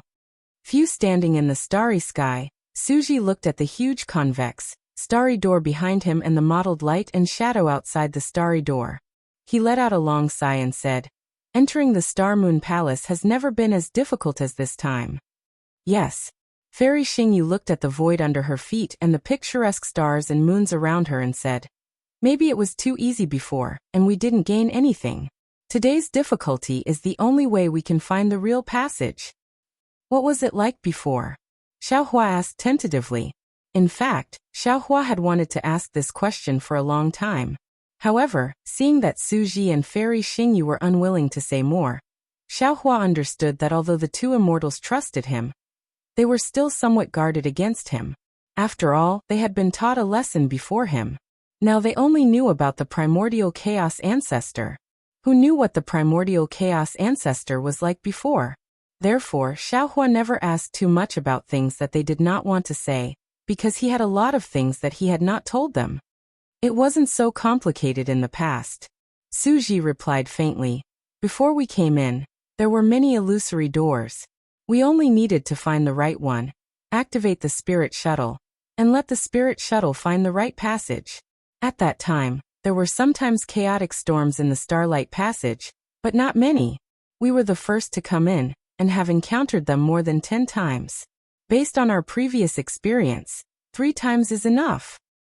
Fairy Xingyu looked at the mottled starry door and gloated. This time, the 4 aristocratic families and the Confucian cultivators are unlucky. I'm afraid they will lose 50% of their disciples. In the past, only 10% of the great demons of the demon clan would die. This time, it will probably reach 30%. Suji nodded. After all, the chaotic storms have multiplied several times. Although their demon bodies are strong, under the chaotic aura, their demon bodies are like ants. Primordial chaos seems to be here. Fairy Xingyu thought for a while and finally reminded Suji. Suji's face sank as he nodded. Yes, I've already sensed his aura. Although his strength is not as strong as when he was at his peak, he has already refined the yin-yang illustration mirror and entrusted his primordial spirit to it. His divine powers are even stronger than before. Fairy Xingyu said again. Not bad. Suji turned his head to look at the huge stargate and said, after refining the yin-yang illustration book, he has the preliminary ability to reverse yin and yang. Moreover, he also used the power of the yin-yang illustration book to forcibly occupy the body of a Taoist cultivator. If there is no special magic, it is very difficult to recognize him. Unfortunately, a dog can't change its habit of eating shit. Some people would never do something in their lifetime, but some people would do it with a wave of their hand. Some people would rather die than think about something, but some people would take it for granted. Fuck Fairy Xingyue glared at Suji with dissatisfaction and said, "Aren't you saying that I'm waiting for myself?" "That's right." Suji nodded solemnly. "In this aspect we can't compare to Xiaohua." Xiaohua was extremely embarrassed. He waved his hand and said, "Senior, you think too highly of me. In a life-and-death situation, I will also take over someone else's body." "You won't." Suji seemed to be more certain than Xiaohua. Xiaohua smiled bitterly and touched his nose. "Senior seems to understand me better than I do. Because a cultivator like you is the darling of the heavenly Tao. How could the heavenly Tao bear to test you with such a cruel choice?" Suji answered calmly, without any hint of jealousy in his voice. "Senior, you're flattering me." Xiaohua disagreed. However, when he saw that Suji and Fairy Xingyue were not in a hurry to move forward, as if they were waiting for something, he asked again, "By the way, why is the Hongmeng ancestor here? Does he also need to come to the Star Moon Palace to comprehend?" "I don't know either." Suji shook his head. "Hongmeng is the most scheming. He came to the Star Moon Palace in his early years and disappeared from our sight. However, after he left the Star Moon Palace, he did not mention a word about what he saw in the Star Moon Palace. I have never interrogated him about this. He must have encountered something in the Star Moon Palace last time. This time he wants to go and take a look. Hee, isn't that just right?" Xiaohua chuckled. "Let's wait here and stop him first and interrogate him." Moreover, Xiaohua originally wanted to say that he also had a grudge with the Hongmeng ancestor and wanted to ask about it. However, Suji shook his head and said, "Everyone has their own ambitions. Why force him? Moreover, Hongmeng's ambition is too big. He will burn himself sooner or later. Why should we be nosy?" Looking at Fairy Xingyue's pursed lips, Xiaohua nodded inwardly. He gave Suji a thumbs up in his heart. Only such a magnanimous cultivator was worthy of being an immortal. Only such a broad-minded immortal was worthy of being a law enforcer. Xiaohua admitted that it was difficult for him to pardon someone who had harmed him. "Let's go." Suji originally wanted to wait a little longer. However, when he heard Xiaohua mention killing the Hongmeng ancestor, he did not want to wait any longer. He called out and rushed into the starry sky. "Let's go." Fairy Xingyue was obviously like Xiaohua. She wanted to make a fool out of the Hongmeng ancestor. However, she was helpless now. She shrugged and said, "Let's go through the meteor belt first." However, speaking of which, isn't it a little early to go through the meteor belt? Suji did not answer Fairy Xingyue. Fairy Xingyue chased after him resentfully. Xiaohua also looked thoughtfully at the huge star gate and urged his body to follow the two immortals. The inside of the Star Moon Palace was incomparably huge, and there were no restrictions that restricted divine sense. Xiaohua tried to release his divine sense, but he could not reach the end of the Star Moon Palace. Moreover, the space of the Star Moon Palace was very strange. It was different from the three continents, the ruins, and the primitive continent. Xiaohua had already tried, but he could not sense the Shenhua continent. Needless to say, the Kunlun mirror could not be used either. More importantly, Xiaohua vaguely felt that the power of laws that imprisoned him on the three continents had somewhat disappeared. The power of the two immortals flying in front of him had quietly changed. Perhaps they had already broken free from the shackles of the 9th grade essence force. It's worthy of being an ancient divine object. Xiaohua could not help but sigh. The Star Moon Palace seems to have formed a world of its own. Even the laws are different. No wonder the space and the Kunlun mirror cannot be used. Only a divine object like this has a passageway to the immortal world. After Xiaohua and the others left, a stream of light flashed above the Stargate. First, a bald head poked in, and then looked around. Then a fat figure squeezed in. This Buddhist sect guardian looked very ordinary, but one of his eyes was black and the other white. The Buddhist sect guardian jumped into the starry sky, and his fat body jumped a few times on the spot. He looked around blankly and then muttered to himself, "So the Star Moon Palace is like this. Where's the Star Moon Master who came in earlier? Where are the two Tao sect cultivators?" After a while, there was no response from the silent starry sky. Only then did the Buddhist sect guardian smile. Looking at the place where Xiaohua and the others had disappeared, The voice of the primordial chaos ancestor sounded from the guardian's mouth again. Hee, so they left long ago. Looks like that cultivator was not him. Even if it was him, so what? The Yin-Yang Illustrated Handbook reverses yin and yang. Without the strength of an immortal, how could he discover the secret of the Yin-Yang Illustrated Handbook? Even if he stood in front of me now, he would not be able to discover my background. Ha ha ha ha. With that said, the Grand Mist Ancestor also flew in the direction Su Jifei had gone. However, beneath the Buddhist sect's protector's body, there were still Buddhist clouds beneath his feet. Even though there were faint traces of black and white clouds within the Buddhist clouds, Huang Xiaolong could still see them. One had to admit that the primordial chaos ancestor was a rare prodigy of the Tao. He fought against the immortals, Buddhas, and demons by himself. Of course, he was defeated in the end. However, even the Vairocana revered sovereign, immortal Emperor Go Chun, and the golden-winged Peng couldn't truly destroy him. They could only suppress him in the eye of the Western Sea. Moreover, he even managed to refine the yin-yang diagram that was suppressing him. Although he had just escaped and did not have much magic power, he was like a flood dragon entering the sea. Immortal Emperor Go Chun and the Vairocana revered sage were unable to find him. After the Grand Mist Ancestor left, no other Buddhist sect's enforcers came in. After the time it takes to brew a cup of tea, flashes of starlight flickered, and the four families' disciples rushed into the hall in a fluster. Of course, when everyone landed in the starry sky, they calmed down in a moment. There was no need for anyone to say anything. They stood in the starry sky and waited for the leaders of their respective clans to come in. Dongfang Yushan, Shimen Hengyue, Nangong Pingping, and Baiming Qihan were the last to come in.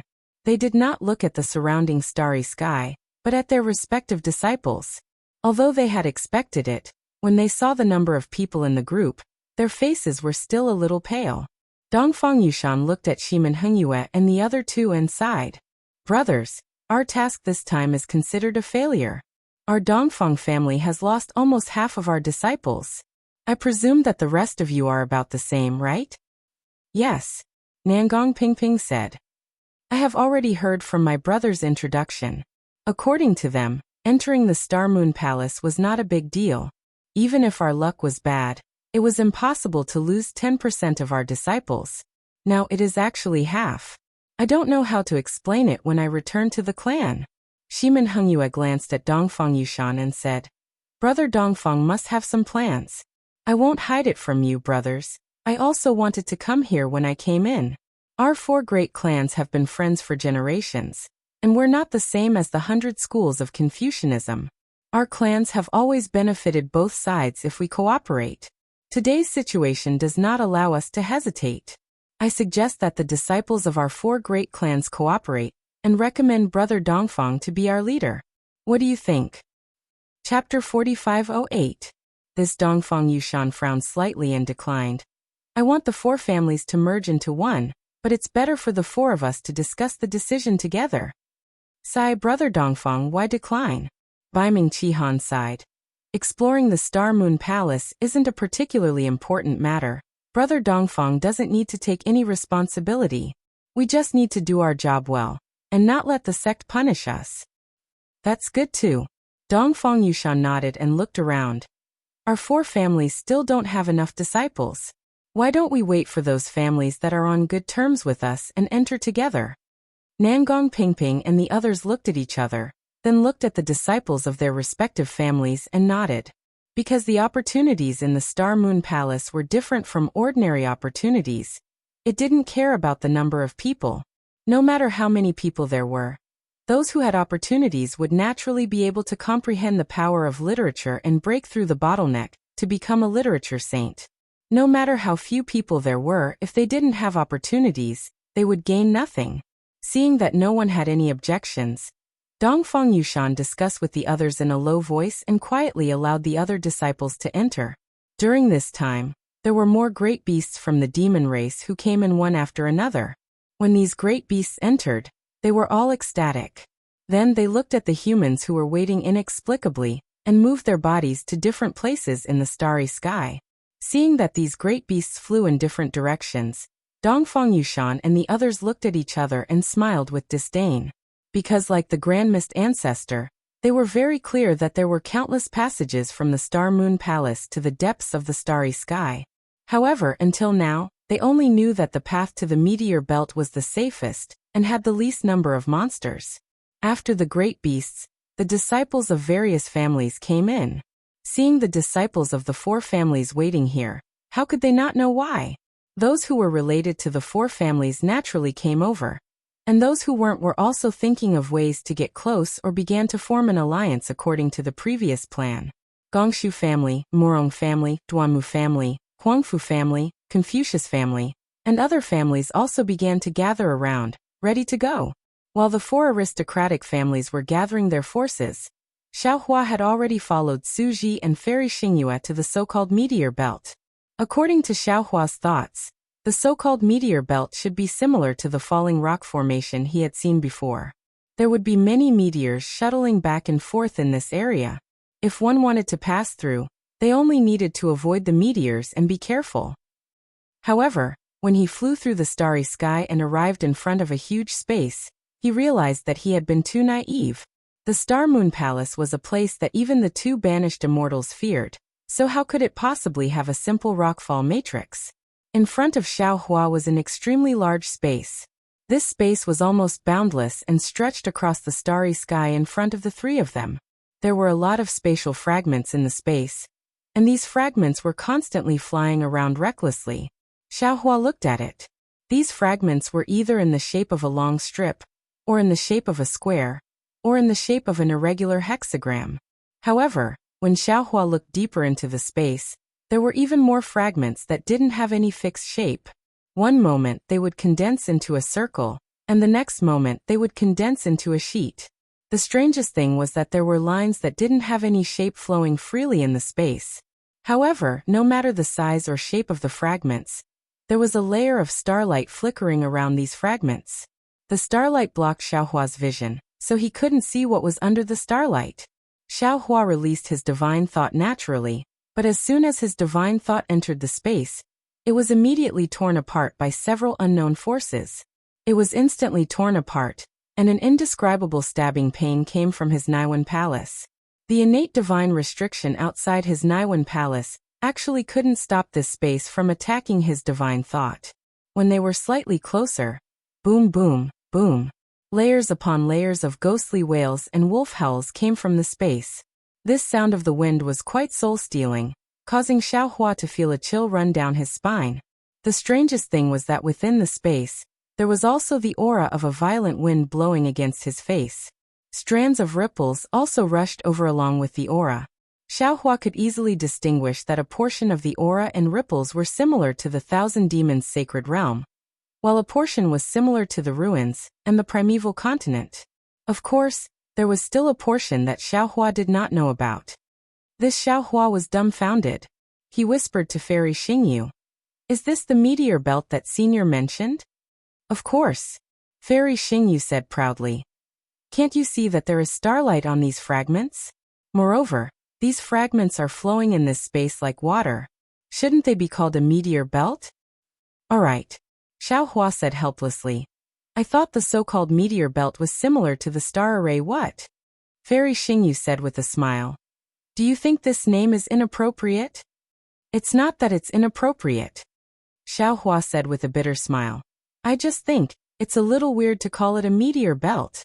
"Then there's no other way," Fairy Xingyu said with a smile. "I was the one who named the Star-Moon Palace. Now it's famous in the 3 continents. If you want to change it, I'm afraid it won't be easy." "Senior, is there any danger in this meteor belt?" Xiaohua ignored Fairy Xingyu's show and looked at Su Ji. Su Ji looked at the chaotic space and pointed at the space fragments with his hand. He said, "These space fragments are different. Some are earth fragments, some are ocean fragments, and some are pure void fragments. If they are void fragments, there will be voids in different realms.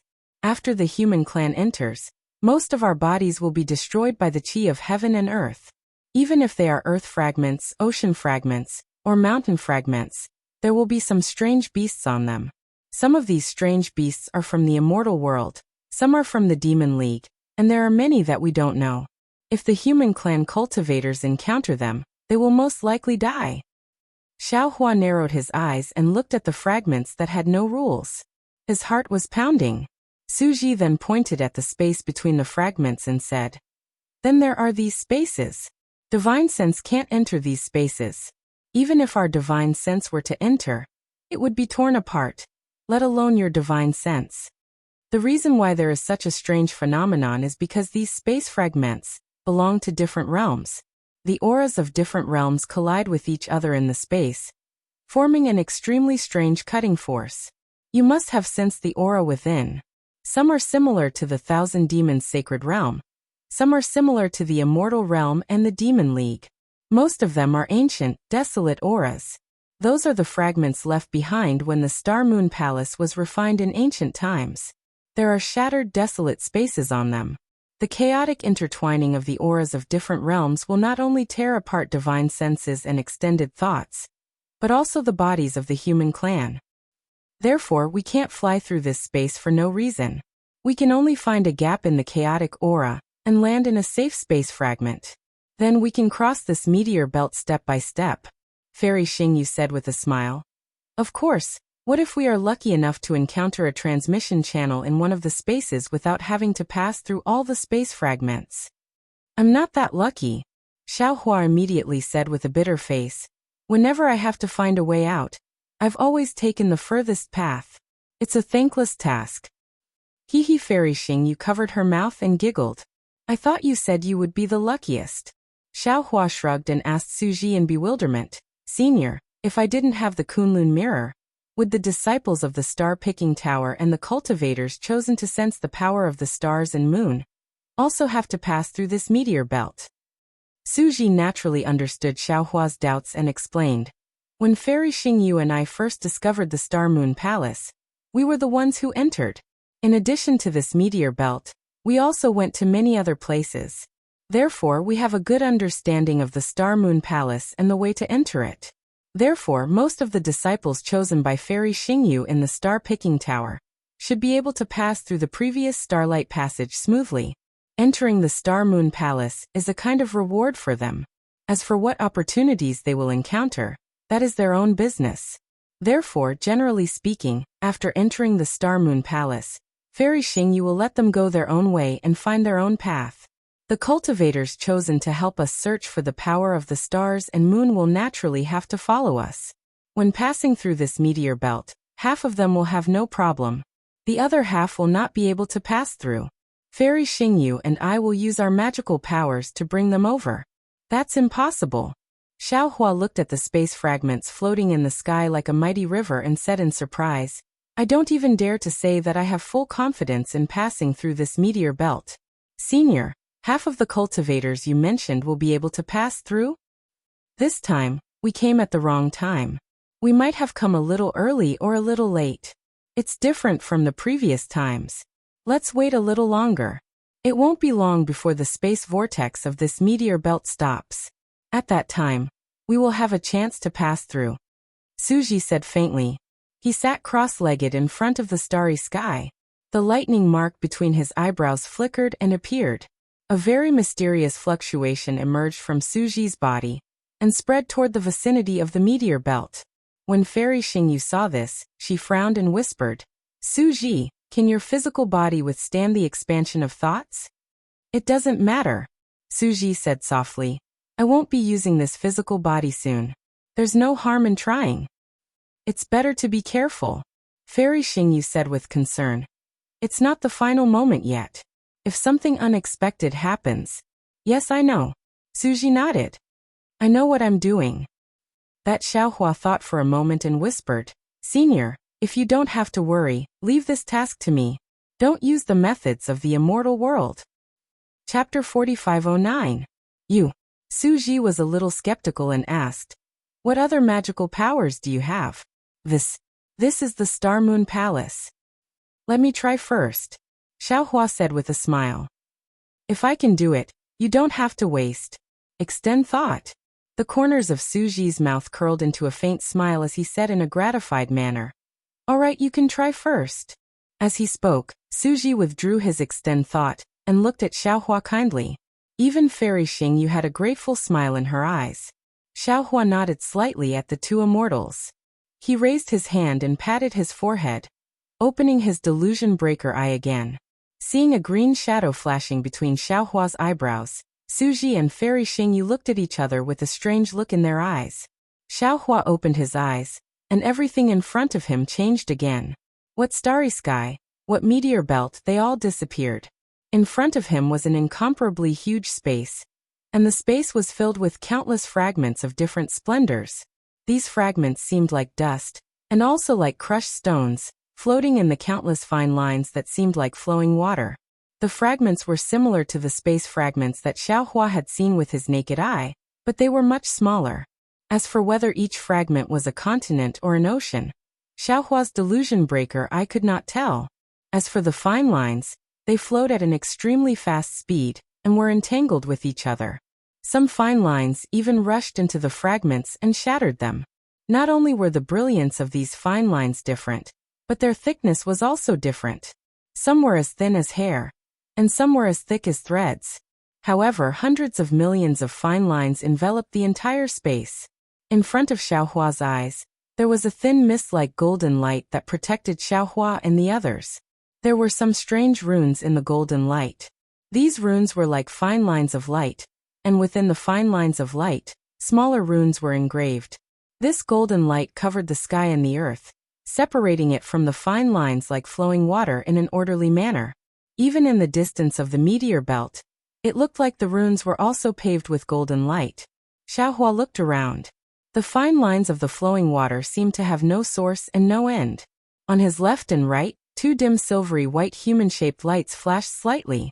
Xiaohua naturally knew that this silver-white humanoid brilliance was Suji and Fairy Xingyu. Therefore, he only glanced at them from the corner of his eye. He did not dare to look at them for too long. Then he focused his delirium dharma eye on the fine lines of the water flow. After looking at it carefully for a moment, Xiaohua had an idea in his heart. Just as Suji said, the fine lines were slowly slowing down. Moreover, the collisions between the different colored fine lines were starting to lessen. Xiaohua could even see a slightly chaotic order in the fine lines before his eyes. Seeing the delusion breaker dharma eye on Xiaohua's forehead disappear, Suji asked with some concern, "How is it? Your divine art didn't suffer any backlash from the meteor belt, right?" Xiaohua's heart warmed slightly.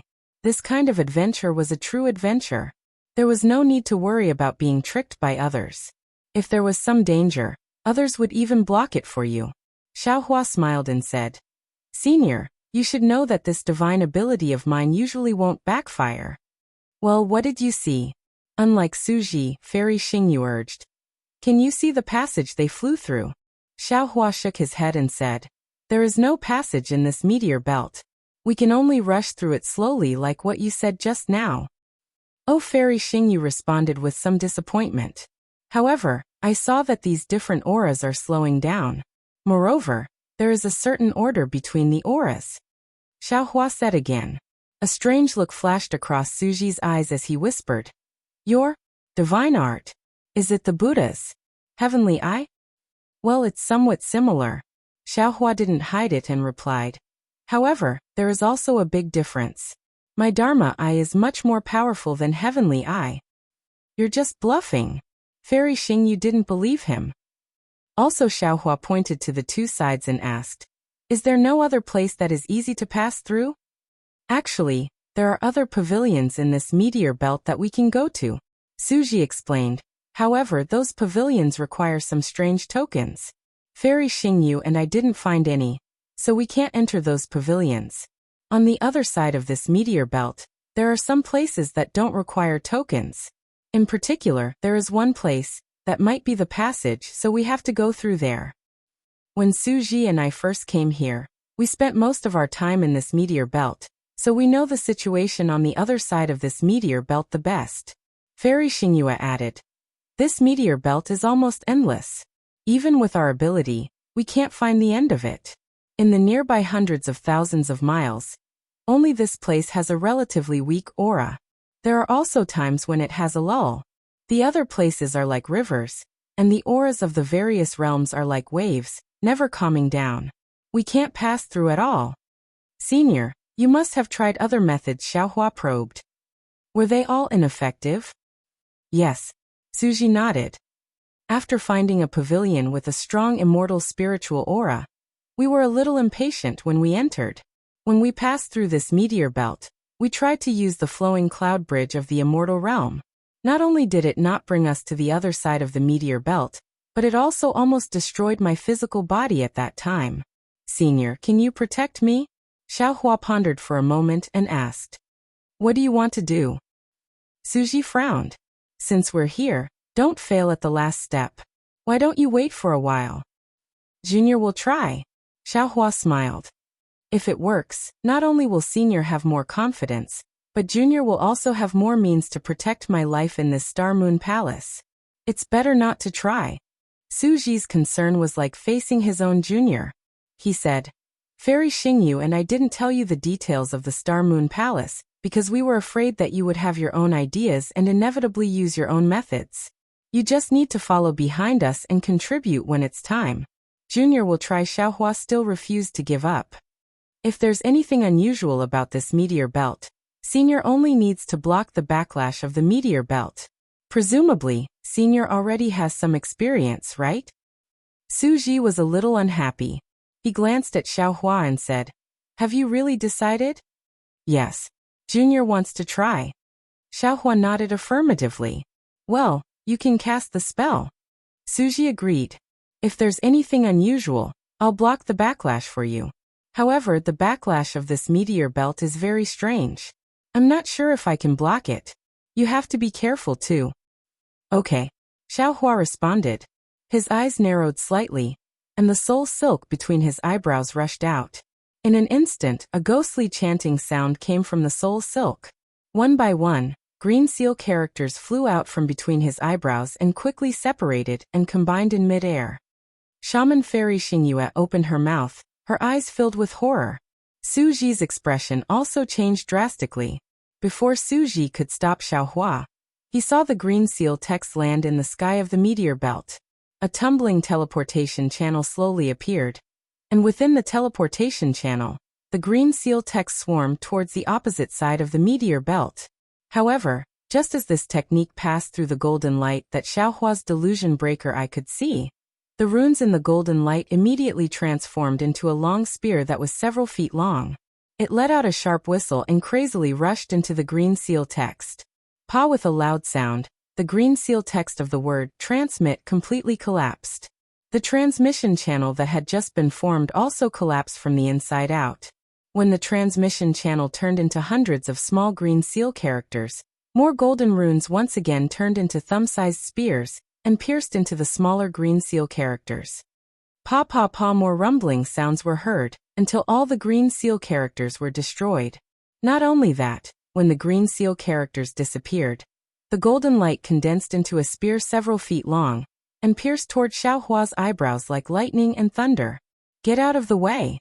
Although Suji couldn't see the spear condense from the golden light, he could feel the recoil of the meteor belt.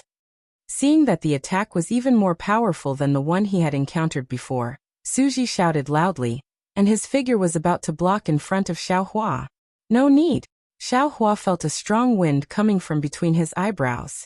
Even his delusion breaker, I seem to be blown apart by this strong wind. Xiaohua hurriedly shouted.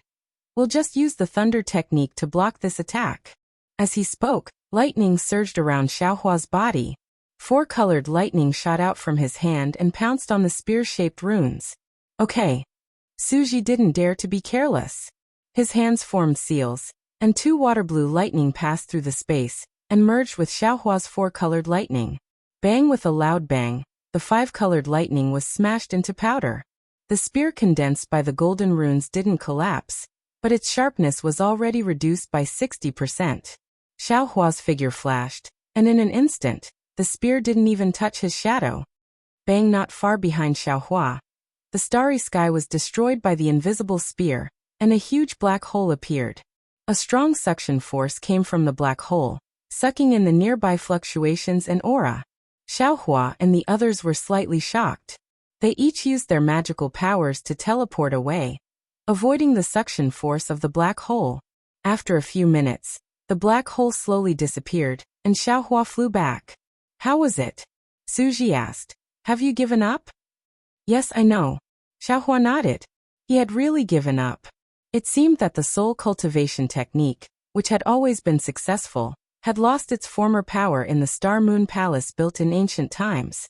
Fairy Xingyu said with a smile. Suji, Xiaohua is doing this out of kindness.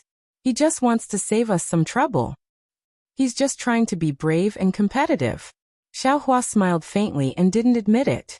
Suji glanced at Xiaohua with a cold expression. He then looked at Fairy Xingyu and said, I haven't been a judge for many years. I'm no longer as cold-blooded as before. Furthermore, I was once an ordinary mortal.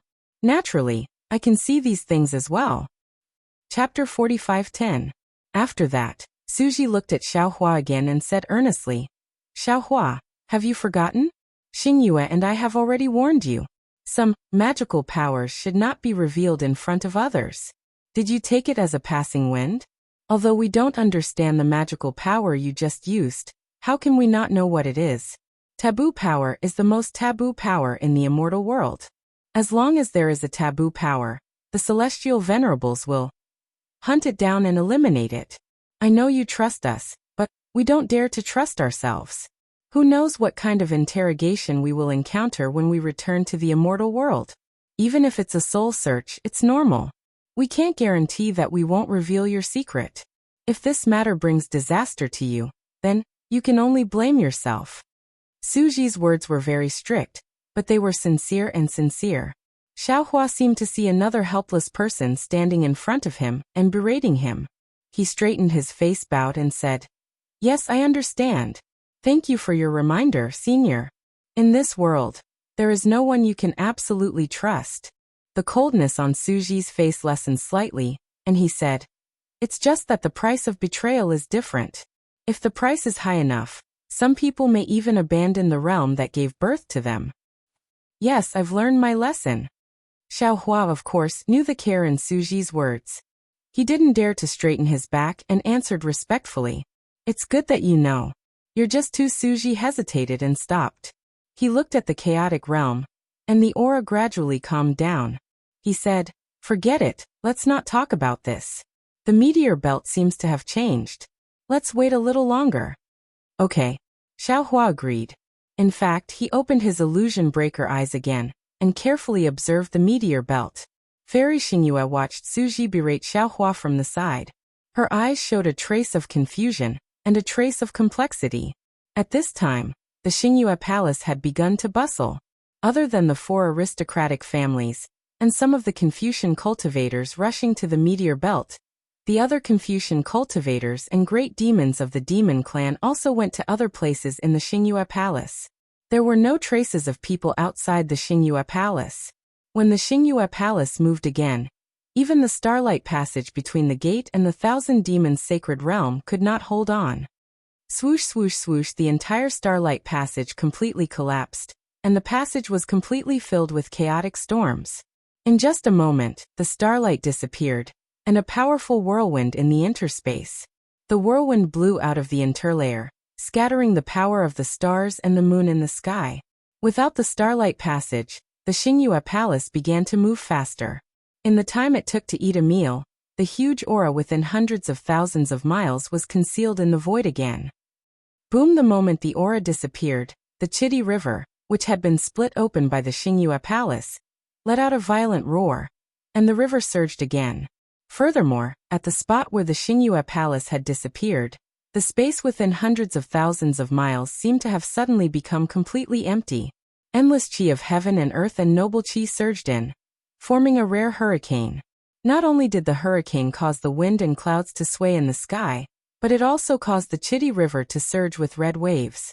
The waves surged violently, and the nearby mountain ranges were blown into flying sand and rolling stones, causing the forest to collapse. The previously bright starry sky was gone, and the hook-like crescent moon was even more desolate. Occasionally, it would appear in the gaps of the dark clouds. The moonlight was also scattered by the strong wind. The Xingyue Palace appeared and disappeared again. It was unknown where it would appear again, and when it would appear again. Senior Xiaohua observed for a moment in front of the meteor belt and whispered, "It's about time. I feel that the aura in this area has begun to calm down. If I'm not wrong, I've found some patterns." Suji nodded. "It's similar to my perception, but I'm not sure. Tell me, which spatial fragment should we fly to?" Xiaohua explained, "Senior, I don't know which spatial fragment to fly to, but I know which spatial fragment has a stable aura." "I understand." Fairy Xingyue nodded. "According to our previous experience, there are currently 6 spatial fragments that we can enter. If there are other disciples, we will split into 6 groups and enter separately. Now that you can determine the stability of the spatial fragments, we don't have to test them one by one." "Which 6 spatial fragments?" Xiaohua asked hurriedly. Fairy Xingyue raised her hand and pointed. She did not point at the few spatial fragments closest to Xiaohua and the others. Instead, she pointed at 2 rectangular spatial fragments, 3 rectangular spatial fragments, and 1 6-star spatial fragment that was slightly further away. The 6-star spatial fragment was even further behind a pile of spatial fragments. Xiaohua was stunned. He looked up at Fairy Xingyue and said, "It seems, Senior, you're not just relying on your experience." "Oh, is that so?" Fairy Xingyue shrugged and said, "I'm afraid you're mistaken. I didn't use any magical power. This is just my experience." Xiaohua nodded. "Senior, you're right. I understand." Then, Xiaohua pointed at the 6-star spatial fragment in the distance and said, "There's only 1 6-star spatial fragment within a dozen miles of the left. The 6-star spatial fragment is very magical. Any spatial fragment that collides with it will turn into 6 wisps of aura. These 6 wisps of aura are easy to balance with each other. Other shapes don't have this characteristic. I think this 6-star spatial fragment is safer." Xiaohua only said that he was guessing and did not say what he had seen. Suji's cold face relaxed slightly. He nodded and said, "According to our previous experience, the normal shapes, such as rectangular and square, are similar to the fragments of the 1,000 Demons' sacred realm. The strange line-like fragments are the fragments of the ancient desolation. The hexagonal, heptagonal, or other more complicated shapes should be similar to the fragments of the immortal world, the Demon League, and even the Dragon Realm. And according to our experience, the fragments with complicated shapes are usually at the back. We won't choose such a fragment for the first time," Fairy Xingyue added. Hearing Fairy Xingyue mention experience, Suji looked up at her and smiled bitterly. It was just a little late. Their previous experience was already unreliable. What was the use of mentioning experience now? Haha, maybe there's a transmission channel in this fragment. Xiaohua said optimistically. "Senior, how should we go in? Are we just going to fly in like that?" "Of course not. That's courting death." Fairy Xingyue shook her head and took out a magic weapon that looked like an astrolabe from her soft armor. She looked around and took a few steps sideways. Then, she looked around again and took 2 more steps forward. Xiaohua noticed that there was a flame flashing in Fairy Xingyue's right eye. Although the flame had a strong aura of starlight, Xiaohua could see clearly that there were also very few green threads of light in it. Forbidden power. Xiaohua narrowed his eyes. He knew that Suji was not exaggerating. In order to destroy the Tao, the immortals, Buddhas, and demons could join forces to wipe out the Tao sect cultivators from the 3 continents. Immortal Emperor Gaochen could also raise the Tao sect cultivators like dogs in the Peng Lai immortal realm. Since the immortals of the immortal world regarded soul cultivation as a taboo, they would definitely have more powerful and violent means to deal with matters related to soul cultivation. Then, why did the immortal world regard soul cultivation as a taboo power? Judging from the few traces of green seal script in Fairy Xingyue's cultivation method, which was similar to the immortal world's cultivation method, Xiaohua knew that soul cultivation could connect heaven and earth and make ghosts and gods weep. Thinking of this, Xiaohua could not help but send a voice transmission. "Senior, I still have a question that I want to ask you." Hearing Xiaohua's voice transmission, Suji frowned and said, "Since you shouldn't ask, then don't ask. Even if you ask, I won't answer." "Alas, I know I shouldn't ask.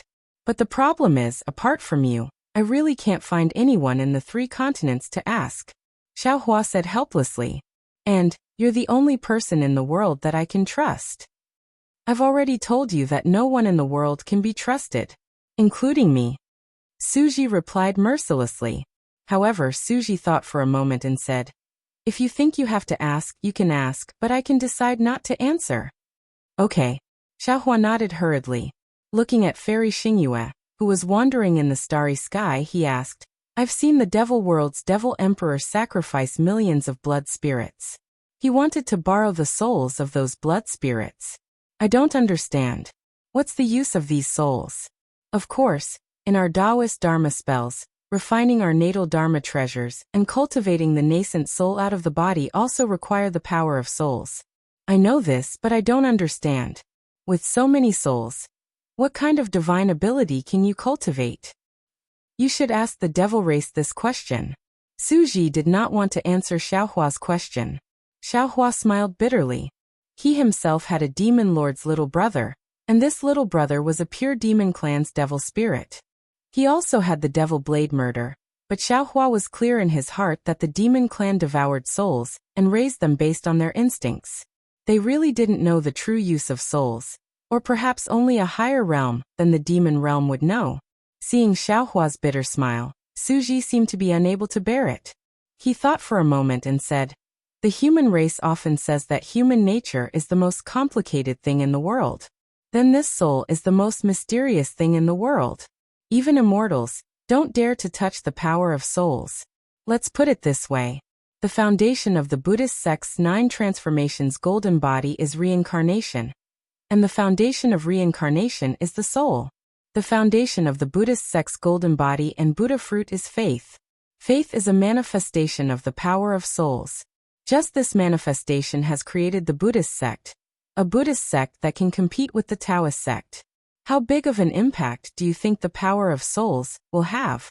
Oh, Xiaohua, what do you think is the most primitive power of souls? Chapter 45:11.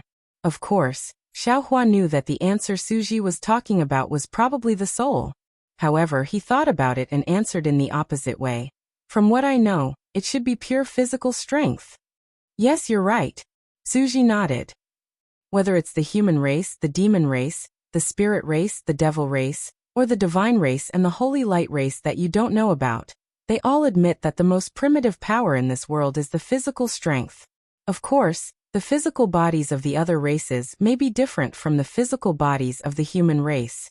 However, as far as I know, an immortal king who once came into contact with the forbidden power said that the most primitive power in this world is probably the soul power. Because the soul was formed long before the physical body. The physical body can decay and decay, but the soul exists forever. Junior understands. Xiaohua nodded. You don't understand. Suji interrupted Xiaohua unceremoniously and continued to explain. I don't know if you know about the underworld. The underworld has the power of the dead, which is also a part of the soul power. The power of the dead is the nemesis of all magic power, immortal power, and Buddhist power. The underworld is not a simple world. It is the place where all life is annihilated and where all life sprouts. Even someone as strong as the heavenly lord of punishment of the punishment palace doesn't dare to provoke the underworld because the underworld has a part of the soul power. Xiaohua, Taoists can become immortals by cultivating spells. Confucian cultivators can ascend to heaven by cultivating Confucian techniques. Buddhists can cultivate the 9 transformations golden body. Demons can break through the starry sky by tempering their demonic bodies. Then, those who can control the soul power can cultivate gods. Gods. Xiaohua pretended to be surprised. Gods, what are they? Can they also be cultivated? Suji didn't answer. He saw that Fairy Xingyu had stopped and turned to look at him. He nodded at Fairy Xingyu and stared at Xiaohua. Xiaohua, this is my last sentence. In the future, don't ask any other immortals such questions. Gods may be the end of the immortals' cultivation, or the end of the demon league, the immortal world, and the heavenly court. However, no immortal knows, whether or not, he will be a god at the end of his cultivation. Because there is a saying in the immortal world, gods can never be cultivated. Only the ancient times had gods. In the current era, there are no more miracles, and no more gods. So Xiaohua, There's no need to talk about taboo energy in the future. After saying that, Suji moved and landed beside Fairy Xingyue. He asked, Xingyue, are you ready? Yes, I can activate it now. Fairy Xingyue nodded and said, however, I need a breath of immortal qi. I just changed my body, so I can't activate the immortal mark. Then let me do it. Suji raised his hand to take the astrolabe, but Fairy Xingyu said worriedly, you just used a similar immortal technique. Can your body withstand it? Didn't I just say it? I don't need this body anymore. It won't be a problem. Suji indifferently said and took the star plate. Then he shouted to Xiaohua, who was in a daze. Xiaohua, quickly come over, we are about to enter. After saying that, Suji raised his eyebrows again. He looked at the distant starry sky and saw a fat figure. He snorted coldly and said, you're fast. It's only been a moment. I'm afraid you've already killed a few more people. Of course he doesn't care about other people's lives. Fairy Xingyue also said coldly, he only cares about his own life. Xiaohua was a little shocked by Suji's words. At this time he had just come to his senses. He turned his head and looked at the body of the Buddha occupied by the Grand Mist Ancestor. He suddenly understood and sighed. I'd rather betray the world than let the world betray me. Let's go, I don't want to see this filthy thing. Suji raised his hand and threw the astrolabe into the air. He spat a mouthful of immortal qi on the astrolabe. The astrolabe did not change, but Suji's face began to look old. His sideburns were stained with white frost, and his face was full of wrinkles. Seeing this, Xiaohua was suddenly shocked and felt a chill run down his back. The warning of the Huta Stockade's elder Wu rang in his ears again. Suji's words just now also rang in his ears. He thought with a trembling heart, I don't know if my body is worth the trust in Suji's heart. Suji's celestial spiritual qi landed on the astrolabe, and a silvery white brilliance appeared on the astrolabe. Layers of mysterious markings rushed out from the brilliance, and these markings were formed by densely packed runes. As the markings flew out, Suji rubbed his hands together, and thick crystal lights fell into the astrolabe. The markings then turned into hundreds of flying birds, and these birds had starlight engraved on their foreheads. Their eyes were like crescent moons, and when their wings flapped, the sound of wind and thunder could be heard. Go Suji waved his sleeve. The hundreds of birds flew into the meteor belt with a quack-quack sound. Let's go. We'll use the simplest flying technique. Suji returned the astrolabe to Fairy Xingyu and put his hands behind his back. A faint cloud appeared under his feet, and he rushed into the meteor belt with the birds. Fairy Xingyu took the astrolabe, raised her slender hand, and pointed at different places on the astrolabe. The astrolabe emitted several layers of obscure fluctuations, directing the birds to fly in an extremely zigzagging direction. However, after flying for hundreds of feet, the bird in front exploded with a boom. The birds behind it immediately flapped their tails and flew in another direction beautifully. The fierce interrealm storm around them was like the night wind, causing the feathers of the birds to tremble slightly. Xiaohua and the others naturally followed the birds and flew in another direction. The six-star space fragment looked very close, but it was extremely far away. After flying for the time it took for an incense stick to burn, one of the hundreds of birds would be destroyed in a short while. After the time it took for an incense stick to burn, there were less than 20 birds left. Looking at the six-star-shaped space fragment again, it seemed to still be flickering with faint starlight in the distance. Suji said in a low voice, every realm has an edge. There's never an endless thing. The reason why it feels endless is because you're in the realm. As long as you're in the realm, if you don't have a magical power that transcends the realm, even if you reach the edge of the realm, you still won't be able to see the realm. So, you'll feel that the realm is endless. These space fragments come from different realms. The aura of each realm is different, and the aura of the fragments won't merge. Therefore, you can see each space fragment as an independent realm. You're in the meteor belt, so you can also see a larger space fragment. If you can't find a way to enter the space fragment, it will always keep a distance from you. Suji Fairy Xingyu said with some dissatisfaction. Didn't you say that you can't reveal too much about the immortal divinity? You can't reveal too much about the immortal realm to Xiaohua. How can you casually tell Xiaohua about the immortal realm? This is just to broaden his horizons. It's not considered teaching him the mysteries of the immortal realm. Su Ji said disapprovingly. Besides, he's already seen the 7-colored shell. Do you think he didn't get anything from it? He Xiaohua smiled and asked. Fairy, I have a question, but I don't know if I should ask it. Don't ask. Fairy Xingyu hurriedly waved her hand and said. Your question must involve the immortal realm again. Okay then. Xiaohua shrugged and immediately stopped asking. However, a smile had already appeared at the corner of his mouth. Sure enough, after a while, Fairy Xingyu urged again. What are you asking? Why aren't you talking? Xiaohua blinked and asked, Senior, you came from the Palace of Justice. You must know the various realms very well? I don't know. Fairy Xingyu shook her head like a rattledrum. I'm just occasionally ordered by the Palace of Justice to check some things. I've met the demon clan of the 10,000 demon realm who broke through the realms in the Dawn Rain continent. I've also met the 7-colored sea god shell from the Red Sea domain in the 1,000 demons sacred realm. Well, the 2 seniors are also from the immortal realm. I'm very curious. Why is it so easy to break through the realms? Xiaohua ignored Fairy Xingyu's shaking of her head and asked seriously. Didn't Senior Su just say that it's difficult to break through the realms in the realms? It's naturally difficult to break through the ordinary realms, but the 3 continents are a bit special. Fairy Xingyu was a female immortal after all, so she couldn't help showing off a little. However, she only said half a sentence and stopped. She raised her hand and pointed at the 6-star space fragment that still looked very far away. Look again. Is it close to that space fragment? Okay. Xiaohua knew that Fairy Xingyu wouldn't say anything else, so he had no choice but to prepare to activate his delusion breaker Dharma Eye.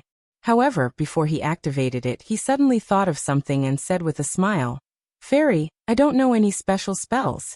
Of course, I can't see any clues. Everything still depends on your magic power. Fairy Xingyu glanced at Xiaohua and rolled her eyes at him. Then, she spat out a mouthful of quintessential essence at the astrolabe in her hand. Swoosh! A pillar of stars rushed out of the astrolabe and caught up with the few remaining birds in front of them. Caw! The birds cried out sadly and turned into fireflies. Then, the entire pillar of stars swept toward the space fragment like a whirlwind. Poof, poof, poof! The sound of explosions came from the pillar of stars. The aura of the realms had hit the pillar of stars and made it full of holes. However, the shattered pillar of stars also revealed a safe path at this time, and fell into the brilliance of the space fragment. Suji was still in front. His figure followed the pillar of stars and fell into the brilliance. Xiaohua could clearly see that Suji's figure was getting smaller and smaller. Xiaohua watched Suji's figure shrink. Outside the meteor belt in the distance, the fat figure of the Grand Mist Ancestor appeared again. The Grand Mist Ancestor squinted and watched Xiaohua, and the other 2 shrink and fall into the hexagonal space fragment with a solemn expression on his face. Chapter 45:12. The Grand Mist Ancestor originally wanted to fly over and enter the meteor belt with Xiaohua and the others. However, when he saw Su Ji spurting out immortal spiritual energy and activating the astrolabe, he stopped in the distance. It was only when Xiaohua and the others flew in that he quickly flew over. He looked at the backs of the 3 people and thought to himself, although this person looks a little unfamiliar, the way he activates the astrolabe is exactly the same as that person. If I'm not mistaken, it's him. Since he's still alive, why didn't he save me? This kind of senior. It's fine if I don't recognize him. With that thought, the Grand Mist Ancestor waved his fat monk robe. 2 balls of black and white air flew out and turned into thousands of thin threads in the meteor belt. These thin threads seemed to have intelligence and were rapidly drawn into the turbulent flow of the realm. They were either torn apart or moved against the flow. In just a moment, the turbulent flow that was invisible to the naked eye and divine sense was clearly revealed to the Grand Mist Ancestor. He watched as the black and white threads spread further and gradually covered the space fragments within a dozen li. The black and white threads were indeed effective. Wherever there was a dead end, the black and white threads would cut off randomly. Wherever there was a way out, the threads would rapidly extend and reveal the path of light. Seeing this, the Grand Mist Ancestor smiled proudly. This old man has the yin-yang illustration manual. In this star-moon palace, there's nothing that can stop me. With that said, the Grand Mist Ancestor's figure flickered as he stepped onto the black and white thread. The black and white thread immediately turned into a cloud that carried him towards the nearest light path. When the Grand Mist Ancestor's figure gradually shrank, the figures of the scholarly cultivators and the great monsters of the demon race appeared. Xiaohua followed Fairy Xingyu and flew along the Pillar of Stars. The Pillar of Stars in front of the realm's aura presented a very strange distorted shape. It was like a fried dough twist with 6 revolutions. 3 of the revolutions were blurry and indistinguishable by the time they reached the space. The remaining 3 were crooked as they probed into the space's brilliance. As for the Pillar of Stars, it was destroyed by the realm's aura. In front of the 2 was Suji. Suji seemed to be very familiar with this situation. Without any hesitation, not only did he fly with the Pillar of Stars, he also spun with the Pillar of Stars. In fact, there were many times when he was still facing down in Xiaohua's eyes. Xiaohua didn't dare to act rashly. His entire body followed the rotation of the star pillar. He didn't dare to be careless at all.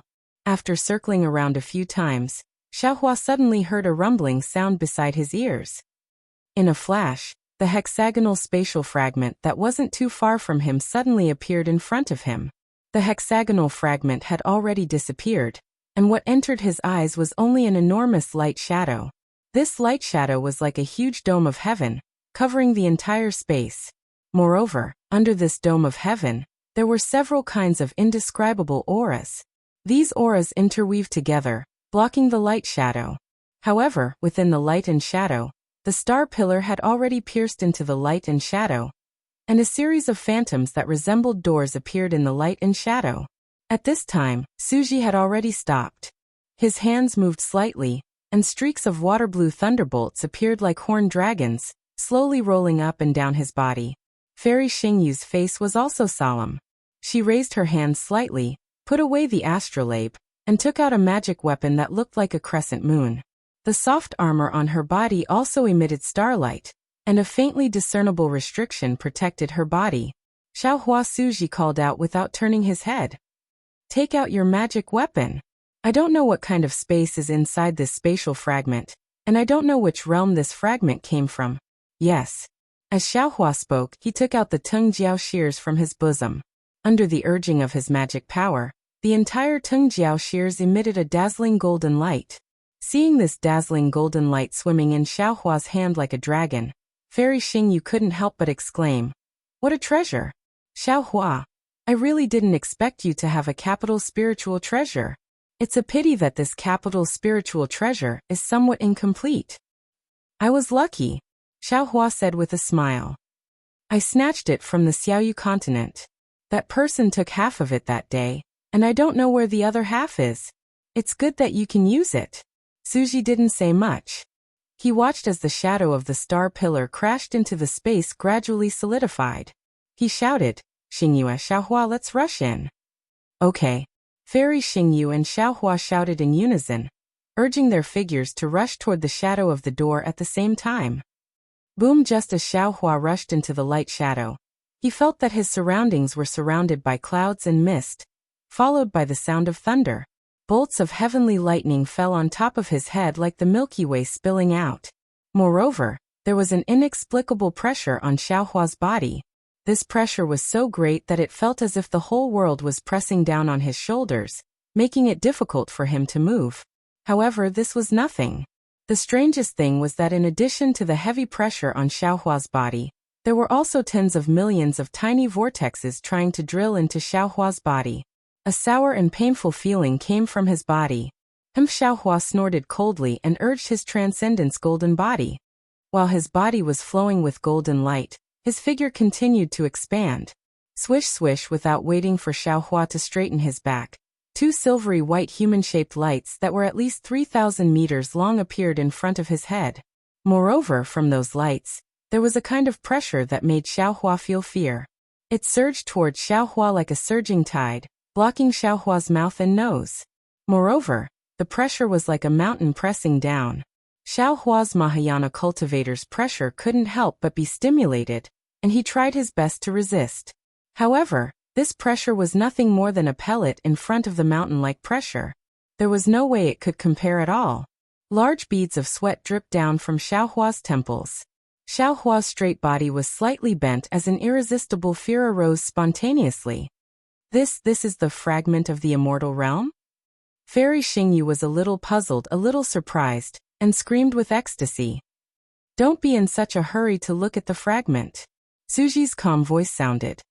We didn't expect that the first fragment to be the same space as the immortal realm. Our top priority now is to quickly stabilize the immortal qi in our bodies.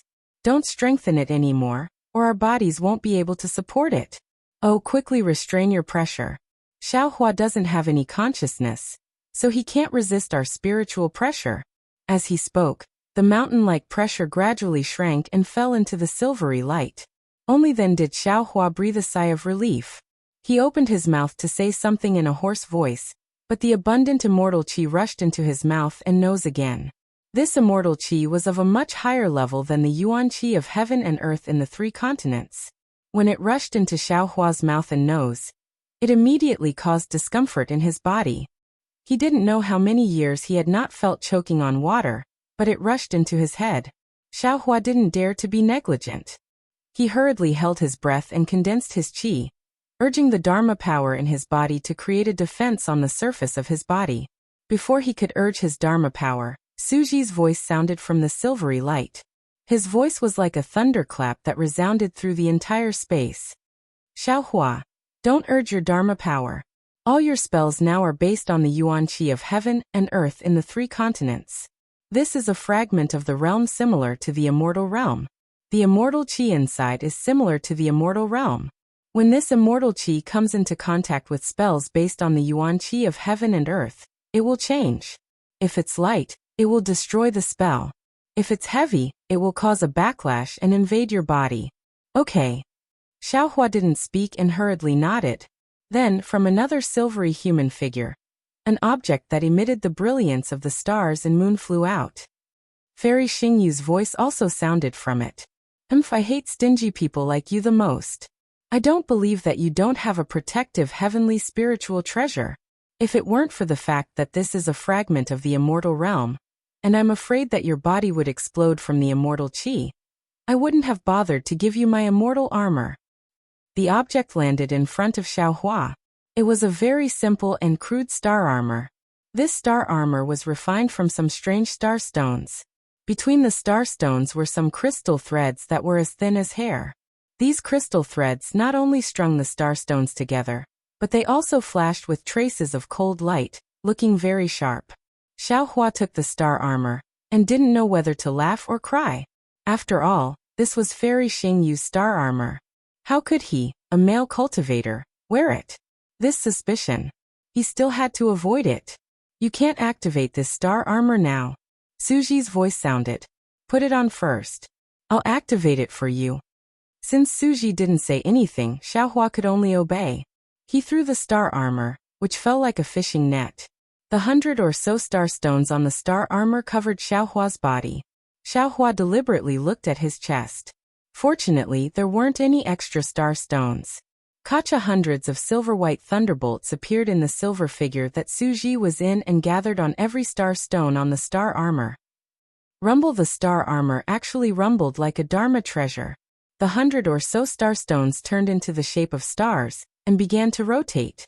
The immortal qi nearby also let out a cheerful cry and crashed into the stars. In just a moment, the stars turned into pieces and the entire star armor turned into a strange armor that covered Xiaohua's body.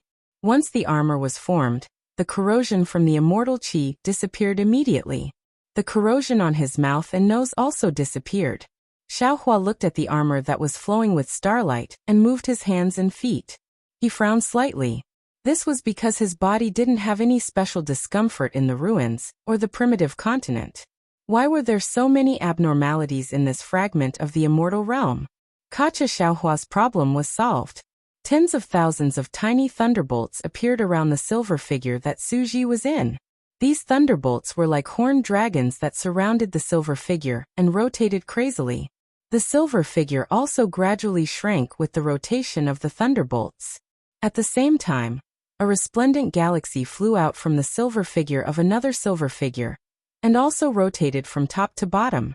Every time it rotated, some of the silver light fell into the galaxy. The silver light that was thousands of feet in size shrank almost simultaneously with Suji's silver light. Chapter 45:13. After the time it took to burn an incense stick, Suji and Fairy Xingyu's bodies were revealed again, but this time, they were different from before. Not only were there silver scars all over their bodies, but there were also lightning and starlight flowing through these scars, as if they were trying to stop these scars from spreading. The armor that they had worn before was also faintly flashing between the silver spots, looking erratic. The strangest thing was their faces. In the beginning, their faces were replaced by a flickering silver light. Later on, their faces gradually appeared. However, some parts of their faces were that of humans, while some parts were covered by silver light. It looked extremely strange. In the end, their faces were completely revealed. However, from time to time, their faces would be covered by the silver light. When their faces were revealed, there was nothing special about them. However, when they were covered by the silver light, a kind of majesty and respect was involuntarily emitted, forcing Xiaohua to move slightly. Presumably behind the star armor, Xiaohua slightly narrowed his eyes and thought to himself, "This is the true appearance of an immortal." Fu Suji let out a long breath, looking even more nervous than Xiaohua. Fairy Xingyu raised her arm, shook it a few times and said, "This body is really tiring. The feeling of freedom just now was really good." "Yes." Suji nodded. "When we were in the immortal realm, we never felt that there was anything abnormal about it. But after leaving the immortal realm, we realized the benefits of an immortal body. There's a saying in my hometown, when you're not sick, you're not sick. When you're sick, you realize the importance of health. Let's go quickly," Fairy Xingyu said with a smile. "I can't wait. This time, we have to find the passage back to the immortal realm no matter what." Xiaohua. Suji nodded, looked at Xiaohua, and asked, "Can you still adapt?" "It's okay for now." Xiaohua nodded. "However, I don't know what role I can play in this fragment of the immortal realm. In this fragment of the immortal realm, you're just a mortal," Fairy Xingyu said with a smile. "Your magic arts, magic treasures, and other things can't be used.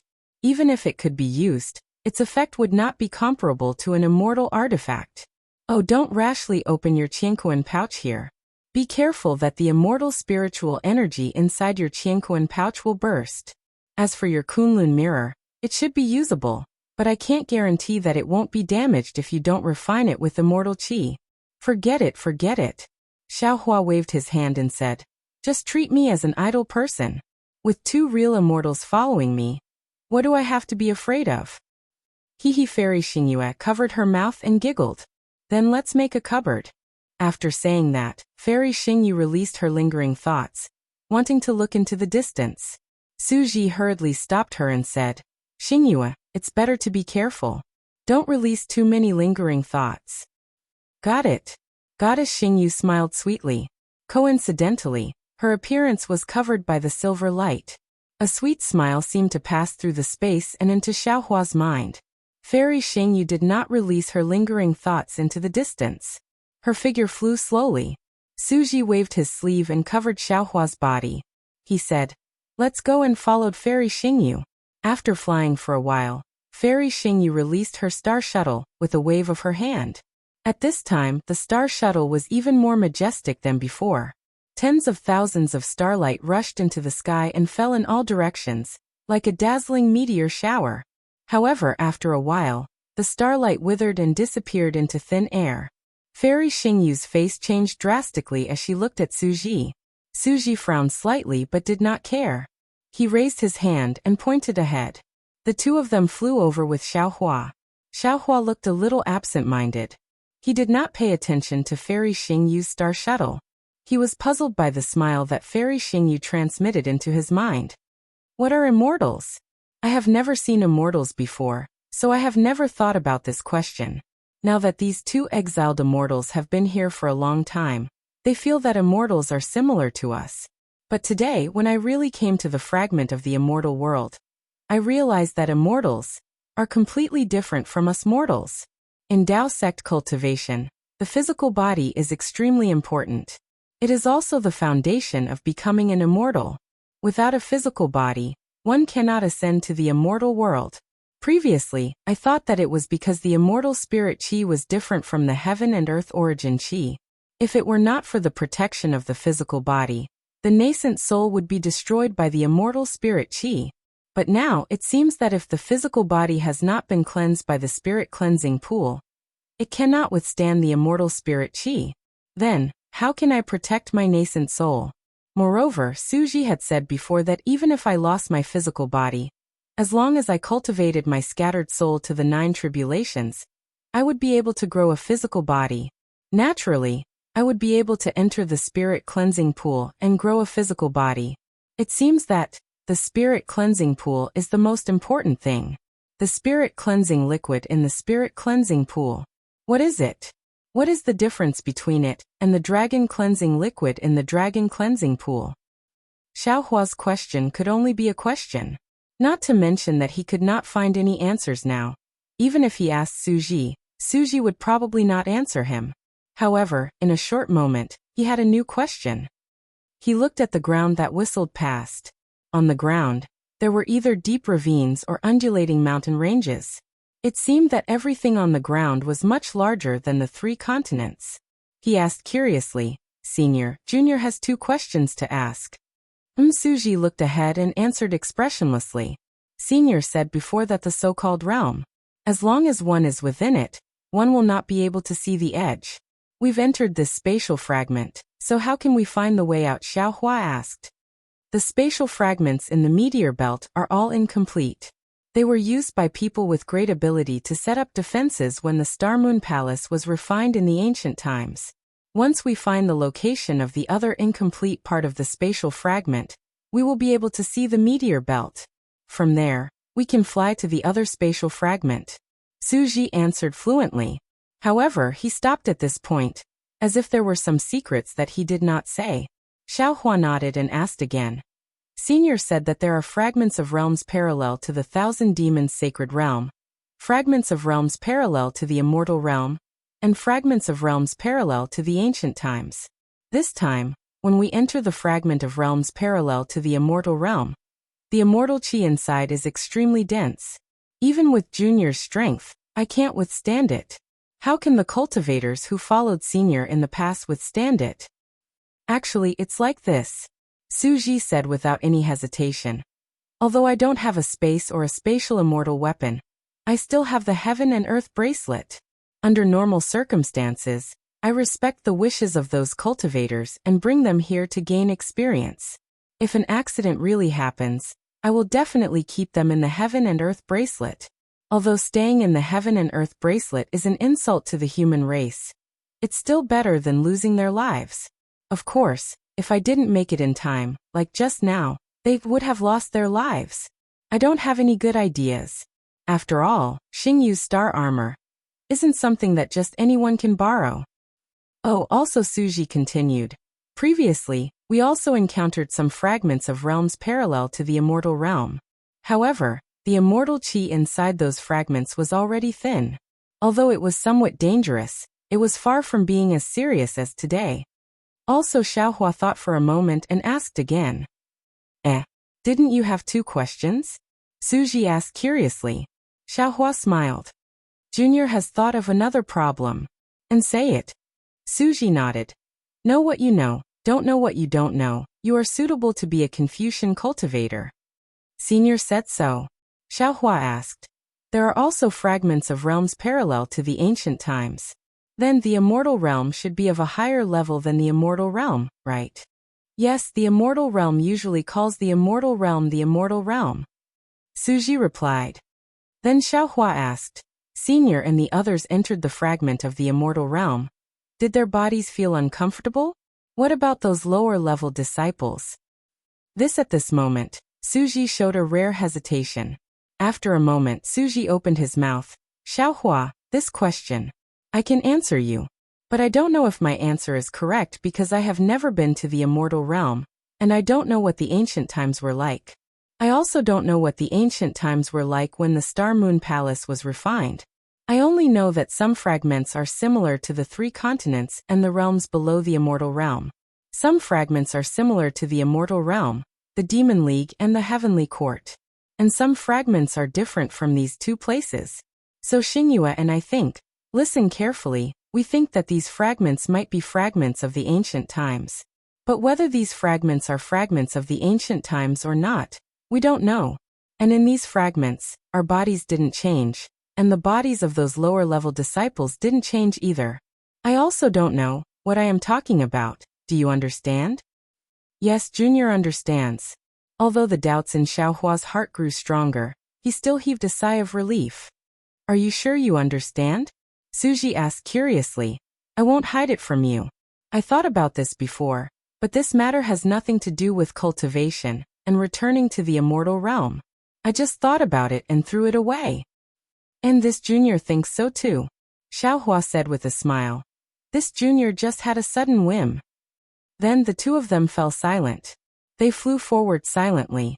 Xiaohua didn't know what Suji was thinking, but he knew that although Suji was an immortal, Suji didn't understand the ancient times as well as Xiaohua. Not only had Xiaohua been to the immortal realm, but Xiaohua's Fortune Gate disciples had also been there. When those 5th grade Essence Force disciples were in the immortal realm, their bodies didn't go through any special tempering, and they also didn't experience the same problem as today. And Xiaohua's body, which was a half-god body, was actually corroded by the immortal spiritual energy. This was something that Xiaohua couldn't understand. Chapter 45:14. After a long while, Fairy Xingyu saw some colorful lights filling the sky in front of her. She said in surprise, Suji, look, there is still light in this space fragment. Maybe there is an ancient cave residence. Our opportunity has come. Don't be careless. Suji hurriedly reminded her. The more abodes there are, the more celestial beasts there will be. You must be careful. I know. Do I need you to tell me that? Fairy Xingyu said indifferently and sped up again. As if reminded by the light, Suji hesitated and said, Xiaohua, I think the problem you mentioned just now is like this. Before Taoist cultivators ascend to become celestials, they rely on the qi of heaven and earth to cultivate. When they reach the celestial realm, they will not be able to adapt to the celestial spiritual qi.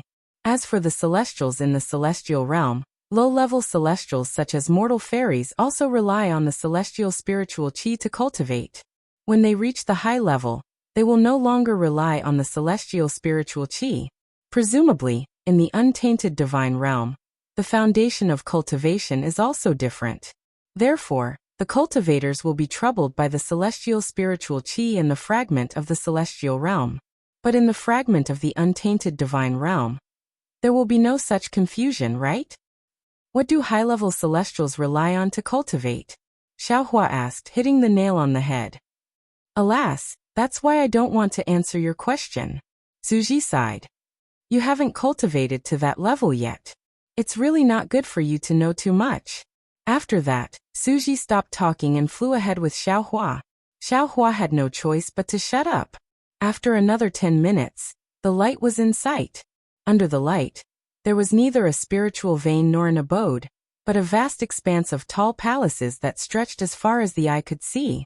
These palaces were tens of thousands of feet tall, but all of them were damaged or collapsed.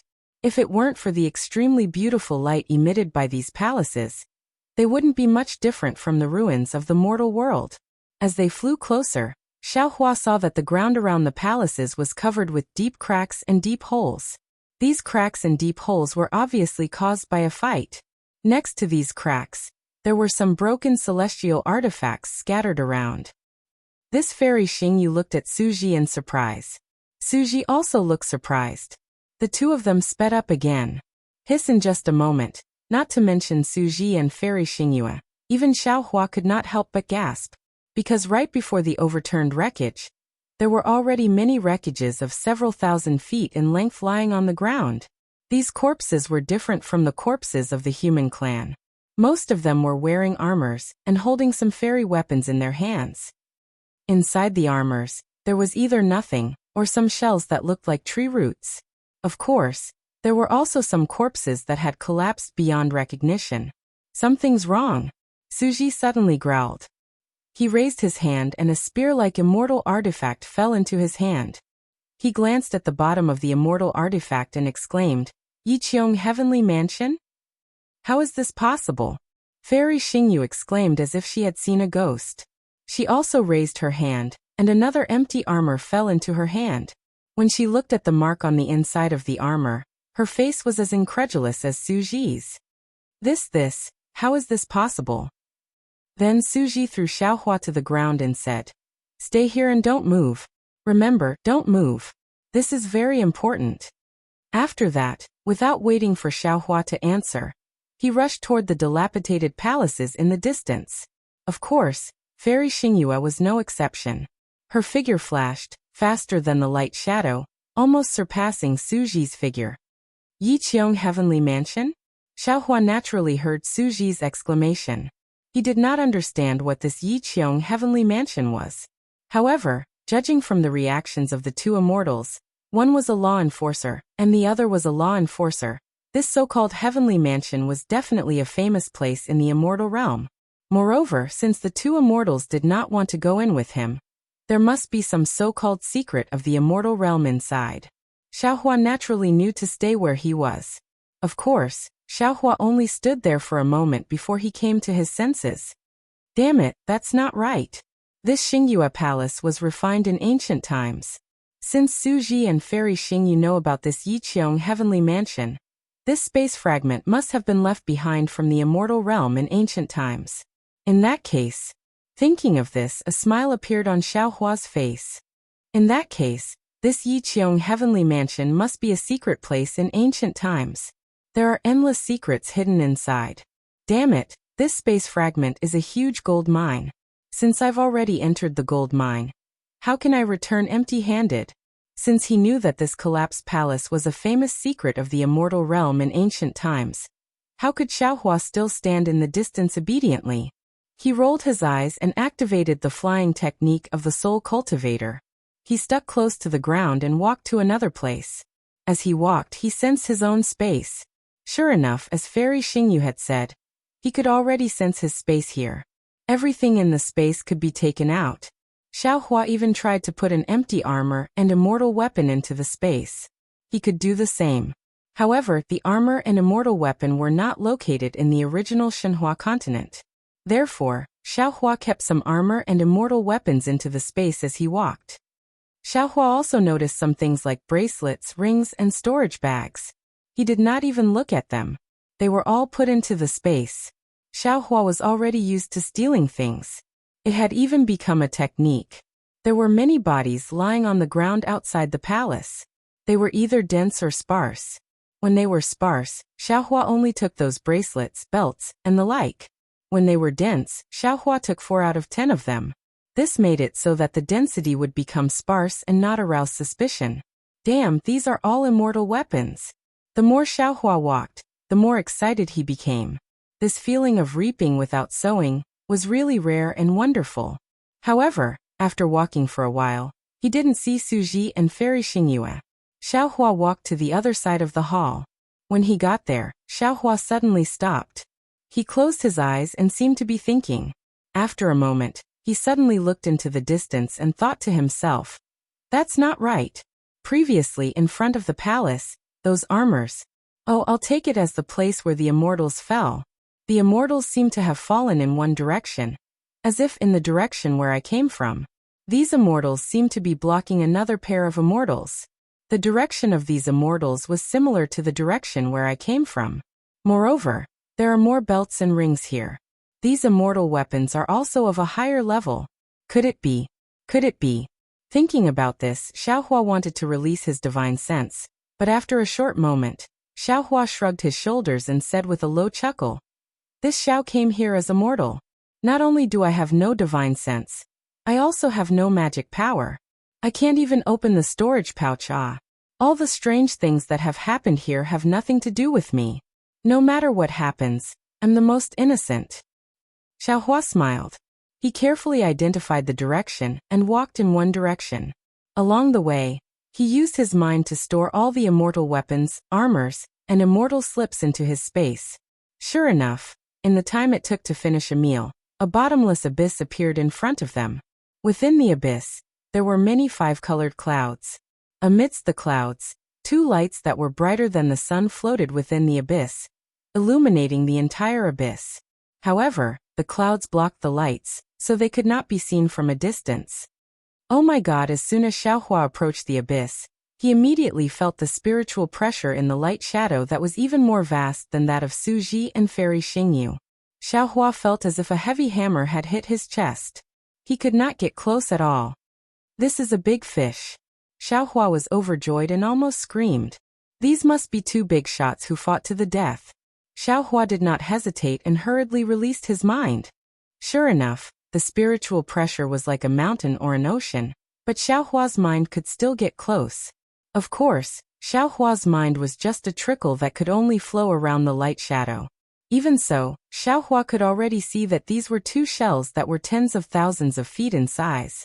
The shells were full of a mixture of golden and silver light. There were also two immortal weapons in the light shadow. One was shaped like a knife, and the other was shaped like a spear. However, Xiaohua's mind could not get close to these two immortal weapons. Damn it, you're already dead. Why are you still so stingy? Xiaohua knew that these two immortals who had perished together were definitely big shots in the immortal world. He gritted his teeth. It seemed that the immortal weapons and other items that he had collected earlier were all scrap metal. No, Xiaohua shouted inwardly. Even if this is a tiger, this Xiao will still pluck the fur from the tiger's tail. Thinking about this, Xiaohua's mind flowed like a stream between the tens of thousands of feet large shell and the armor. His mind was like a sympathetic person's hand that was extremely affectionate as it gently wandered around the wreckage. It was unwilling to cross over inch by inch. Haha! When Xiaohua's mind passed through the armor and landed on the belt, Xiaohua's mind saw something that looked like a jade seal. Xiaohua did not hesitate at all. His mind moved like a hand, and immediately put the jade seal into the space. Immediately after, a thumb-sized jade pillar and a pitch-black box were also put into the space by Xiaohua. When Xiaohua's mind was ready to leave the wreckage, he saw a pendant hanging on the belt. Xiaohua put away the pendant, but he still wanted more. Damn it, if I'm not afraid of being discovered by Su Ji, this belt, tisk, forget it. The other wreckage was similar to this one. It also had a lot of harvest.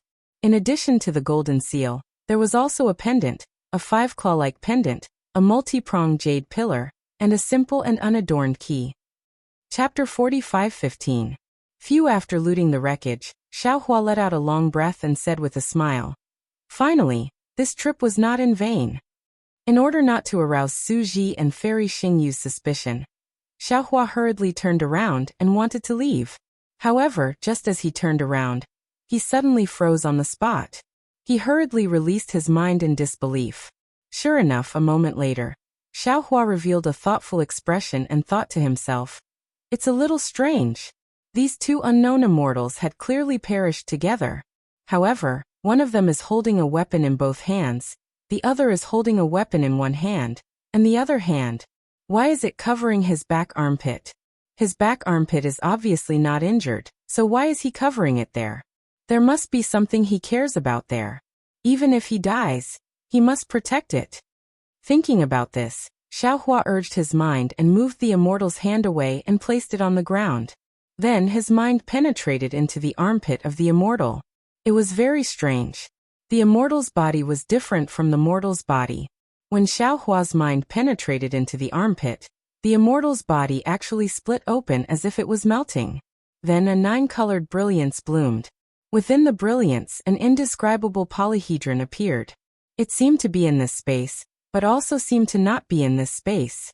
Of course, this brilliance flashed and the polyhedron was immediately taken into the space by Xiaohua. This polyhedron was different from the fairy artifacts that Xiaohua had taken into the space before. It fell into the space that had not been formed before. Seeing that the treasure was in his hands, Xiaohua did not delay at all.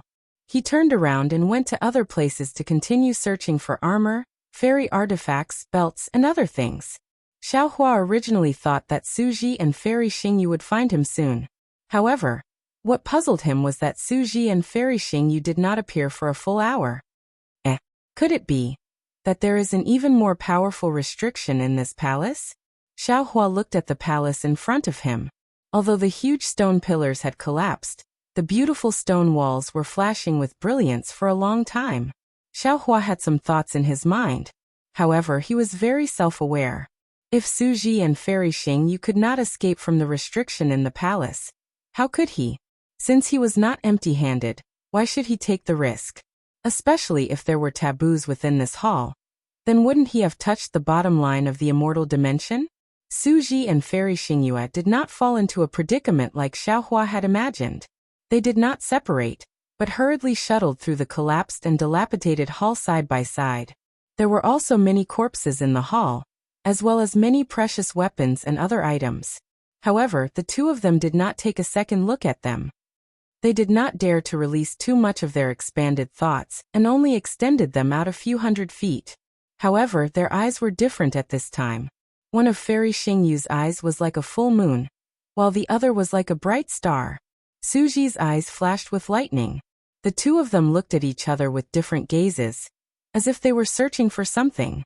They flew into a huge palace. In this palace, there was a huge chair that had been split in half. On the stone wall above the chair, there was a plaque that gave off a milky white light. This plaque was now hanging at a slanted angle, and most of it was already broken. The gazes of the two landed on the signboard at the same time. Their bodies shook violently. At the same time, the silver light hidden under the armor involuntarily rushed out and wrapped around the bodies of the two.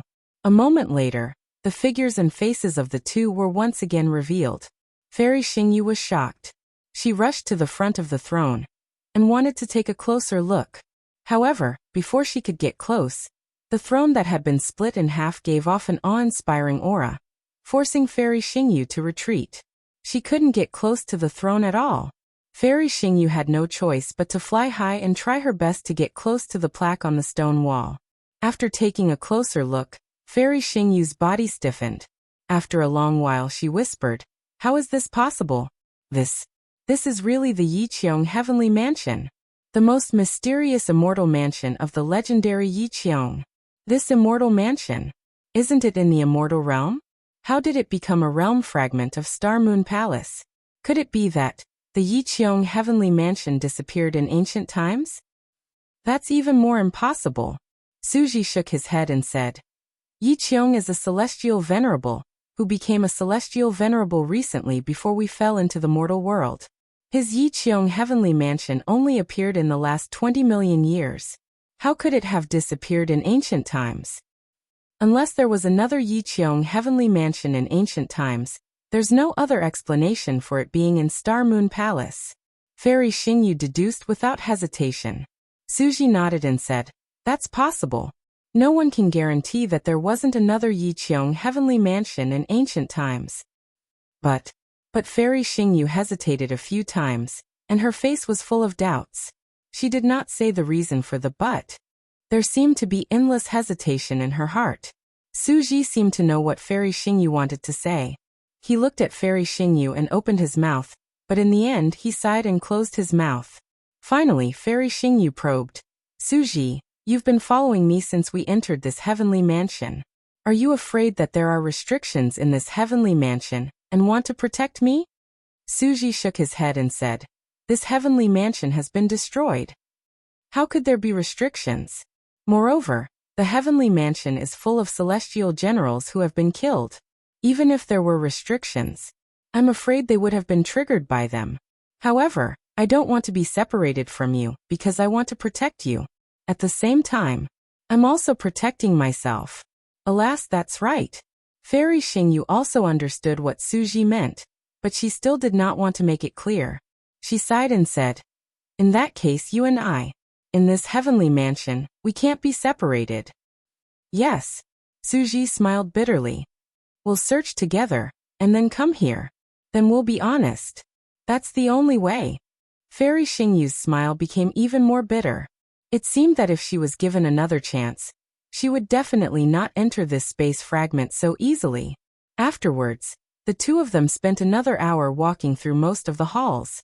Afterwards, they did not touch any of the items or corpses in the halls, and they returned to the main hall. Looking at the throne again, Suji said, Xingyu, I think we're in big trouble. Alas, yes. Fairy Xingyu stamped her feet in midair and said, This is indeed the mysterious Yiqiong heavenly mansion that is widely rumored in the celestial realm. But this heavenly mansion, why would it be in the ancient Star Moon Palace? The ancient Star Moon Palace? Suji said with a faint smile. Who told you this? I'm afraid you came up with it yourself, right? Why not?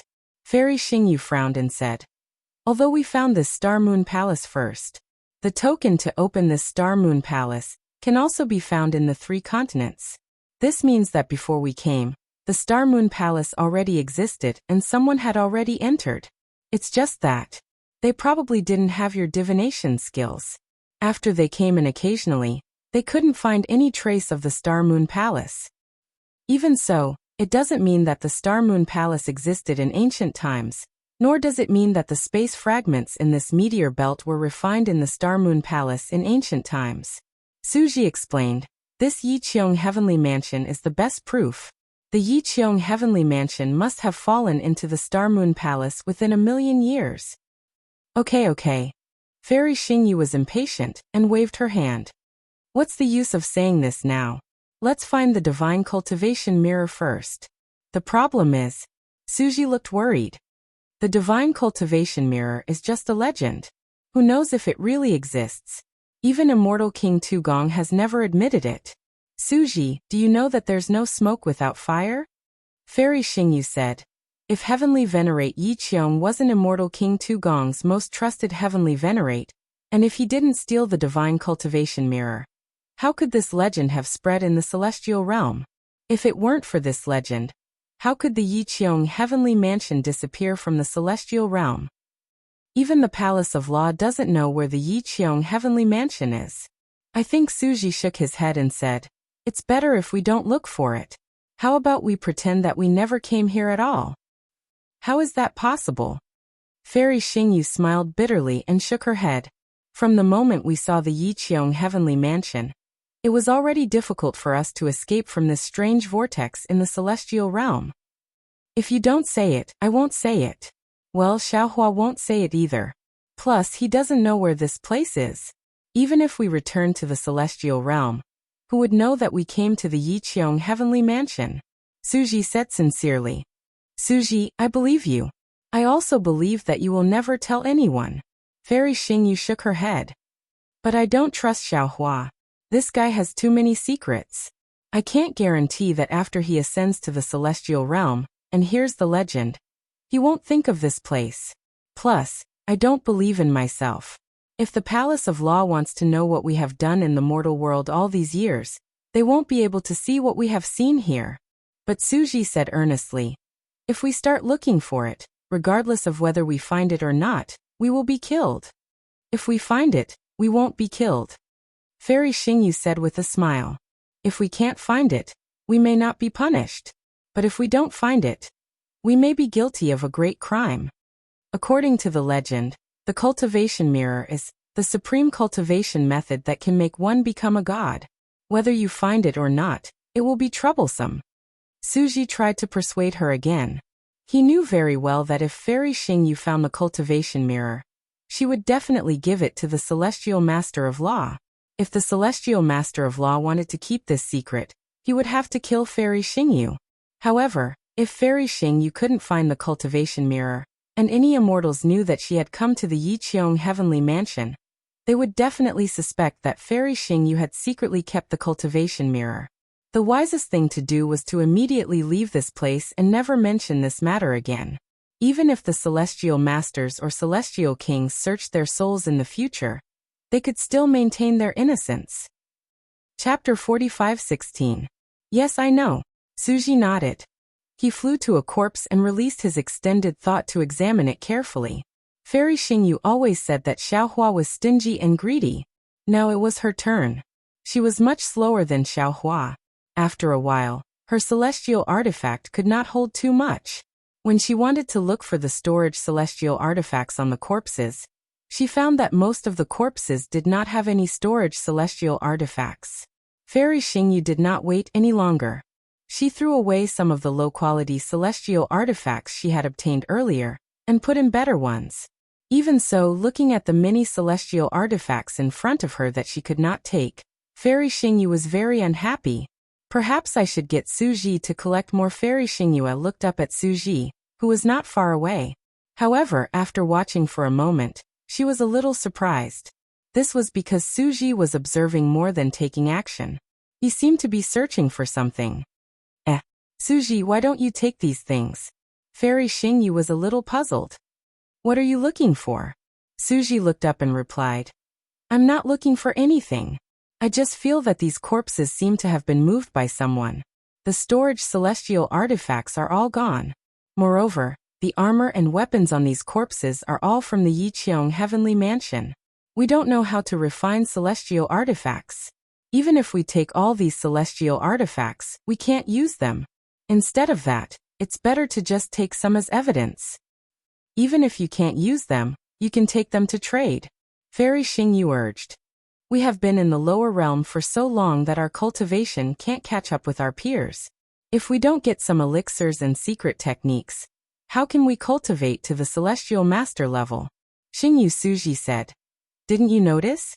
Most of the corpses in the heavenly mansion have storage celestial artifacts. We can go back and take a few more. Ah. Fairy Xingyu blushed and said in a low voice. At that time, I was shocked and wanted to find the truth about the Yiqiong Heavenly Mansion. I didn't notice this.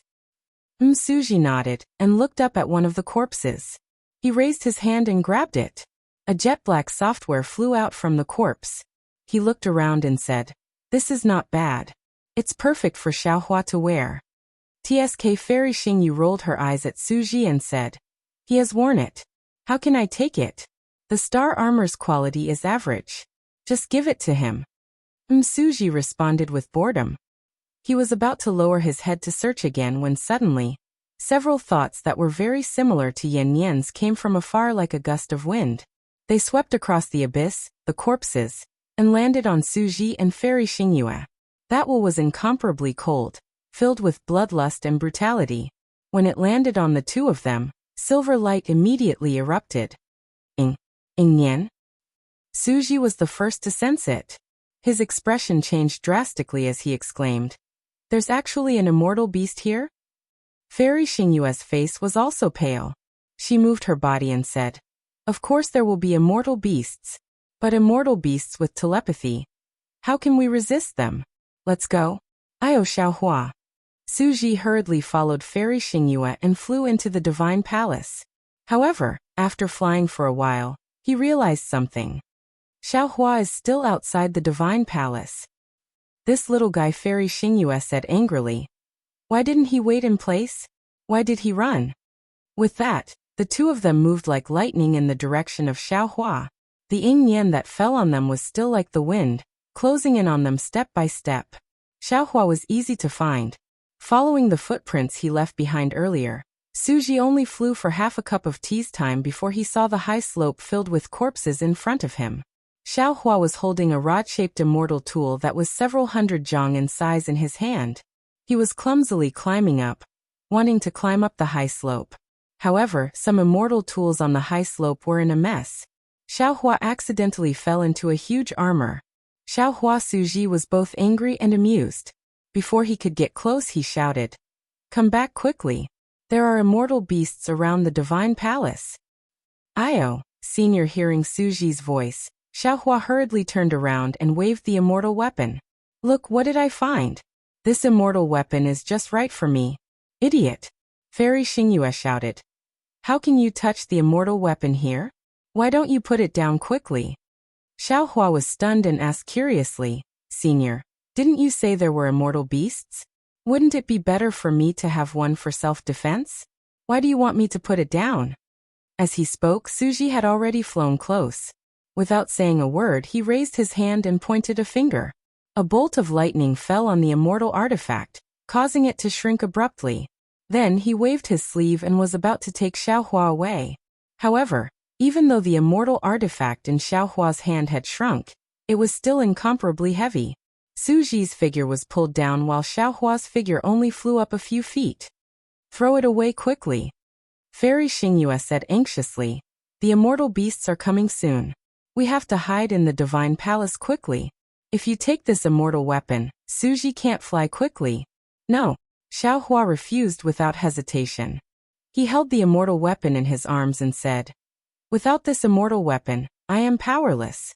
With this immortal weapon, I can resist the immortal beasts." "You? Who do you think you are?" Fairy Xingyue was furious. She raised her hand, and a ray of starlight was about to strike down. She shouted, "Do you think this immortal beast is one of the 6 great sages of the 1,000 demons' sacred realm? How can you be a match for an immortal beast?" "Xingyue," Suji shouted, "go back to the divine palace first and wait at the gate. I will fly back with Xiaohua." Fairy Xingyue was a little flustered and exasperated. She really didn't understand why Suji indulged Xiaohua so much. In her eyes, Xiaohua was just a mortal. Even if he had an immortal weapon, he couldn't be a match for an immortal beast. Fairy Xingyue stomped her feet and turned around to fly away. However, she stopped again after flying 100 feet. She opened her mouth and the previous star shuttle flew out again. At this time, the star shuttle landed in the air. It was different from before. Layers of immortal spirit chi swarmed into it, and the entire star shuttle emitted a dreamy glow. In the air thousands of feet around the star shuttle, besides the immortal spirit chi, there was also a kind of frost-like cold air. Xiaohua thought that Fairy Xingyue was controlling the star shuttle to fly him and Suji. Unexpectedly, Fairy Xingyue raised her hand and pointed at the star shuttle. The star shuttle slowly rotated and hundreds of starlight rays emerged from the front of the star shuttle, piercing straight into the air. Fairy Xingyue turned her head and shouted, "Quick, I hope we can rush back to the divine palace before the immortal beast flies over." Go Suji no longer waved his sleeve. Instead, he waved his hand. A bolt of lightning descended and sealed the space around Xiaohua. Then, with a loud roar, he grabbed the immortal artifact along with Xiaohua. His figure descended and flew towards the gate of the heavenly sanctum. Flying with Xiaohua and the immortal weapon was obviously a little too much for Suji. Big drops of sweat rolled down Suji's forehead, and the silver light under the armor rushed out several times. Xiaohua was also in a dilemma. He wanted to throw the immortal weapon away several times, but when he saw the solemn faces of Suji and Fairy Xingyue, he knew that the immortal beast that hadn't appeared yet must be very powerful. If he didn't have this immortal weapon, he would not only be food for the immortal beast, but also a burden to the two of them. Although Suji was a little tired now, it was better than losing his life later. Suddenly, a strange beast roar sounded. When Xiaohua heard it, he couldn't help but tremble. Golden flowers appeared in front of his eyes and sparks flew in all directions from his Naiwan palace. Fairy Xingyue and Suji's bodies glowed with silver light at the same time, protecting them. Xiaohua was below Suji. He could clearly see that when the silver light appeared, traces of blood seeped out of Suji's body. Nimbus Immortal Beast. Nimbus Immortal Beast. Fairy Xingyue panicked. How could there be a Nimbus Immortal Beast here? Although Suji also showed a rare trace of panic on his face, he replied calmly, "The space fragments here are different from the ones we encountered before. It's normal for immortal beasts to appear that are beyond imagination. The problem is," Fairy Xingyue urged the star shuttle and shouted, "If we were at our peak strength, we might be able to defeat this Nimbus Immortal Beast. But now, how can we resist this Nimbus Immortal Beast?" Divine Palace. Suji didn't mention the name of the Yiqiong Heavenly Palace. He only said that it was the Divine Palace path. We didn't see the Nimbus Immortal Beast around the Divine Palace before. This immortal beast must be afraid of the Divine Palace's restrictions. We can hide in the Divine Palace. That's the only way. Suji mentioned the Divine Palace again, as if to encourage Fairy Xingyue. Fairy Xingyue gritted her teeth and flew toward the gate of the Divine Palace. Xiaohua also frowned and asked in a low voice, "Senior, what kind of immortal beast is this Nimbus Immortal Beast? Why is it so powerful?" "It's not appropriate to mention it now," Suji said lightly. "When you see it, you'll naturally know. In fact, it doesn't have to be this Nimbus Immortal Beast. In other places outside the meteor belt, those immortal beasts are not as cruel and fierce as the Nimbus Immortal Beast. Ordinary cultivators are definitely no match for it. After saying that, Suji ignored Xiaohua and focused on flying toward the gate of the palace. Wu, seeing the gate of the divine palace appear in front of her, Fairy Xingyue's face was filled with joy. Suddenly, she heard a roar coming from high up in the sky. Xiaohua looked up and saw 3 strange immortal beasts that were several hundred zhang in size flying over like shooting stars. Before they could even get close, Xiaohua felt a chill in the surroundings, and a bloody smell emerged out of nowhere. Moreover, within the space, there were some faint spots that appeared. These spots were like ferocious eyes that stared at the 3 of them. Looking at the place where the clouds were surging, the so-called Nimbus immortal beast's figure was revealed. This immortal beast looked like a huge stork. There was a scarlet bulge on its head, and this bulge was covered with marks of different sizes. Around these marks, there was a boundless amount of immortal spiritual energy clustered around them. Chapter 45:17. The head of the flying dagger immortal beast was flat and slightly long, like several sickles tied together. Its long flying sword-like beak was the blade of the sickle. The neck of the flying dagger immortal beast was extremely long, with several thick tendons entwined together. Below the neck was the body of the beast, which was covered with triangular scales. The edges of the scales were either covered with fiery red fine fur or flat feathers. Strings of sparks splashed out from within from time to time. 2 pairs of bone wings stretched out from the waist of the flying dagger immortal beast. There were very few feathers on the bone wings, only some sharp protrusions. Every protrusion had a corresponding mark. The tail of the flying dagger immortal beast was also extremely long. This tail was segmented, and as it swung, layers of mysterious crimson runes emerged from the roots and surged to the tip of the tail. The tip of the tail had some fiery red markings. The markings seemed to be on the tip of the tail, but also seemed to be in the void. It gave off an unreal feeling. As for the abdomen of the flying dagger immortal beast, the 3 sharp claws that reached into the void occasionally slashed, creating cracks in the void. Damn it! Although he had not fought with the flying dagger immortal beast yet, Xiaohua had already sensed its power. We should let the golden-winged great rock take a look at this place. If nothing goes wrong, even the first great saint of the demon clan may not be a match for this immortal beast. Senior. Xiaohua smiled bitterly. This is the rhythm of a dead man. I remember that Zhu Qing did not say that the Star Moon Palace was so terrifying back in the Bronze Pillar country. How would Zhu Qing know the details of the Star Moon Palace? Suji looked into the distance, still wanting to rush into the Yiqiong Heavenly Palace before the flying dagger immortal beast arrived. He only said casually, if you want to find opportunities in the Star Moon Palace, how can you not pay a price? Oh no. As he spoke, the 2 flying dagger immortal beasts in front of him suddenly accelerated and disappeared in a flash. At the same time, fiery red bubbles began to appear in the void in front of Xiaohua and the others, like boiling water. Damn it, Fairy Xing, you cursed angrily. She rubbed her hands together in a hurry. Clusters of star-like mist mixed with brilliance fell into the void. Then the rotating star shuttle suddenly exploded. Hong hong hong.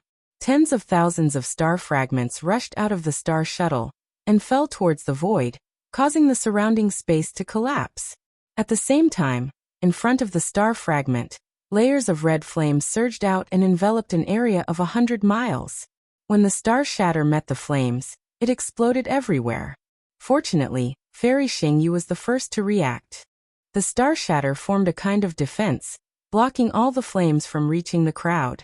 However, in just a few breaths, a fierce aura rushed out from the flames in the distance. The space within hundreds of feet was extremely distorted. Then the space cracked inch by inch like silk. Boom! With a loud bang, 3 sharp sword-like red claws stretched out, passing through the space and grabbing at Fairy Xingyue. Whoosh! Fairy Xingyue had been accumulating her strength for a long time. When she saw the sharp claws, she raised her hand without hesitation. Silver light rushed out from her body. Her saber, like a moon, cut across the sky and slashed at the 3 sharp claws. Clang! A golden sound suddenly rang out. Flames appeared on the flying dagger immortal beast's sharp claws. Layers of runes were split in half, and blood was faintly visible. Suddenly, with a roar, the flying dagger immortal beast's sharp mouth appeared in the space in front of Fairy Xingyue's chest. This sharp mouth broke through Fairy Xingyue's Star Moon saber at lightning speed and landed on Fairy Xingyue's heart. Be careful, Suji was shocked. Just as he was about to move his body, a fierce aura descended from the sky above his head, causing Suji's body to fall slightly. Go to the door first. Suji did not forget Xiaohua, who was under him. With a wave of his arm, Xiaohua flew out like a meteor. Suji had just thrown Xiaohua out when 3 red claws formed a triangle and covered Suji in the sky. Even if Suji wanted to help Fairy Xingyue, he could not. However, at this moment, Fairy Xingyue waved her other hand again. Her saber was like a star, drawing a star curtain in front of the beast's mouth. Boom! The beast's mouth hit the star curtain and instantly broke it. Under this huge force, Fairy Xingyue's entire body flew out like a fallen leaf. Damn it! Suji was furious. The silver light around him shone brightly. Then, with a wave of his hands, layers of thunderbolts flew out like a tide and rushed high into the sky. The thunderbolts were like a tide, but the flying dagger immortal beast's sharp claws were like reef rocks. When they fell, they shattered the thunderbolts. The moment the thunderbolts blocked the flying dagger immortal beast, a dazzling thunderbolt flashed between Suji's eyebrows. Waves of thunderbolts flashed like spikes from within. When the ripples fell into the sky, the entire sky collapsed. An aura that was close to the will of heaven and earth overflowed from the collapse. As Suji grabbed between his eyebrows, a light as bright as a star appeared in his hand. The light pierced through all the darkness, and the vast aura instantly filled the entire space fragment. This is a punishment celestial weapon. Even though Xiaohua had already slowed down in midair and was about to descend, he could still easily identify the origin of the immortal artifact in Suji's hand when the powerful aura of justice, fairness, and justice rushed past him. He could not help but groan and look up at Suji. In the light and shadow, a punishment celestial weapon that looked like a spear appeared. The spear looked like it was only 8 feet long, but the light and shadow vaguely seemed to be submerged in the void. Endless thunderbolts appeared in the spear, and thousands of thunderbolts that revealed supreme majesty overflowed on the surface of the spear. Suji held the spear, and without any hesitation, he stabbed it toward the top of his head. Where the spear landed, the entire space was pierced, and the space within 100 miles was also transparent. In this transparent space, another flying dagger immortal beast could be seen, and a terrifying expression appeared on its ferocious face. However, the punishment celestial weapon only pierced a few feet. Ka, a burst of ear-piercing cracking sounds came from Suji's body. The armor on Suji's body broke, and pieces of flesh burst out from the armor. Even the space between Suji's eyebrows had a bloodstain that looked like a thunderbolt. In the bloodstain, white bones could be seen. Humph! Suji coldly snorted, and his hand that was controlling the punishment celestial weapon did not stop. He did not care about the collapse of his body at all. He wanted to kill the flying dagger immortal beast before he was powerless. Unfortunately, wishes were always beautiful, and the things in the world would never change because of true feelings. The punishment celestial weapon only pierced another 10 feet before the thunderbolts around it were gradually extinguished. The soaring aura was also contained within the spear. What was special was that the spear rapidly shrank until it was less than a few inches long, and it automatically fell between Suji's eyebrows. Aogg! The flying dagger immortal beast, that almost died in the punishment celestial weapon, suddenly let out a roar. It didn't escape, but it charged out from the void toward Suji. Suji hurriedly waved his hand, and a spear-like celestial weapon appeared in his hand. He stabbed at the flying dagger immortal beast. Suji rarely showed his skills, but this spear was amazing. Although the celestial weapon didn't have much celestial spiritual energy, it still dodged the flying dagger immortal beast's attack, and stabbed into the flying dagger immortal beast's body from a strange angle. Boom! The flying dagger immortal beast roared angrily. Thousands of flames appeared on its scales and instantly wrapped around the celestial weapon. Moreover, the flying dagger immortal beast's huge tail swept up a gust of wind and hit Suji's back. Facing the flying dagger immortal beast's close-range attack, the silver light around Suji's body surged. Waves of lightning also flashed under the flying dagger immortal beast's tail. Pa, in the crisp sound, several layers of lightning were destroyed. Suji's body was also swept by the flying dagger immortal beast's tough tail, and fell like a stone. Damn it. Seeing the two celestials who had just met the two flying dagger immortal beasts, and were at a disadvantage in the first exchange, Xiaohua couldn't help but curse in a low voice. He understood that the two celestials couldn't gain any advantage in close-range combat with the flying dagger immortal beasts.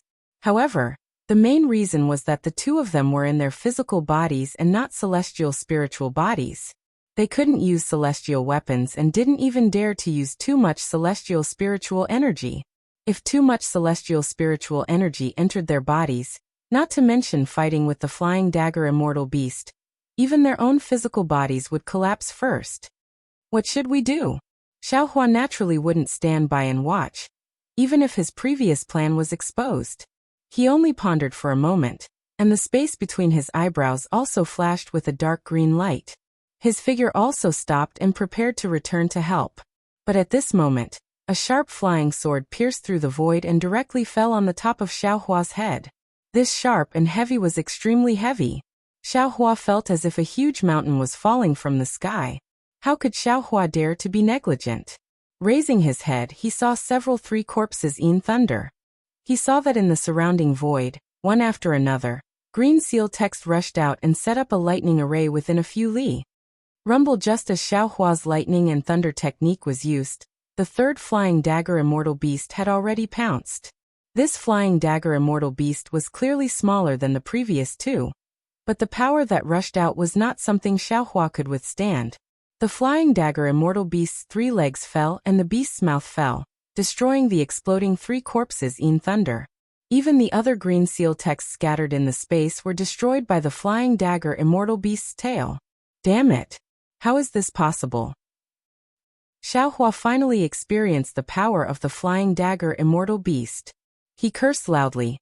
Even I am not a match for this flying dagger immortal beast.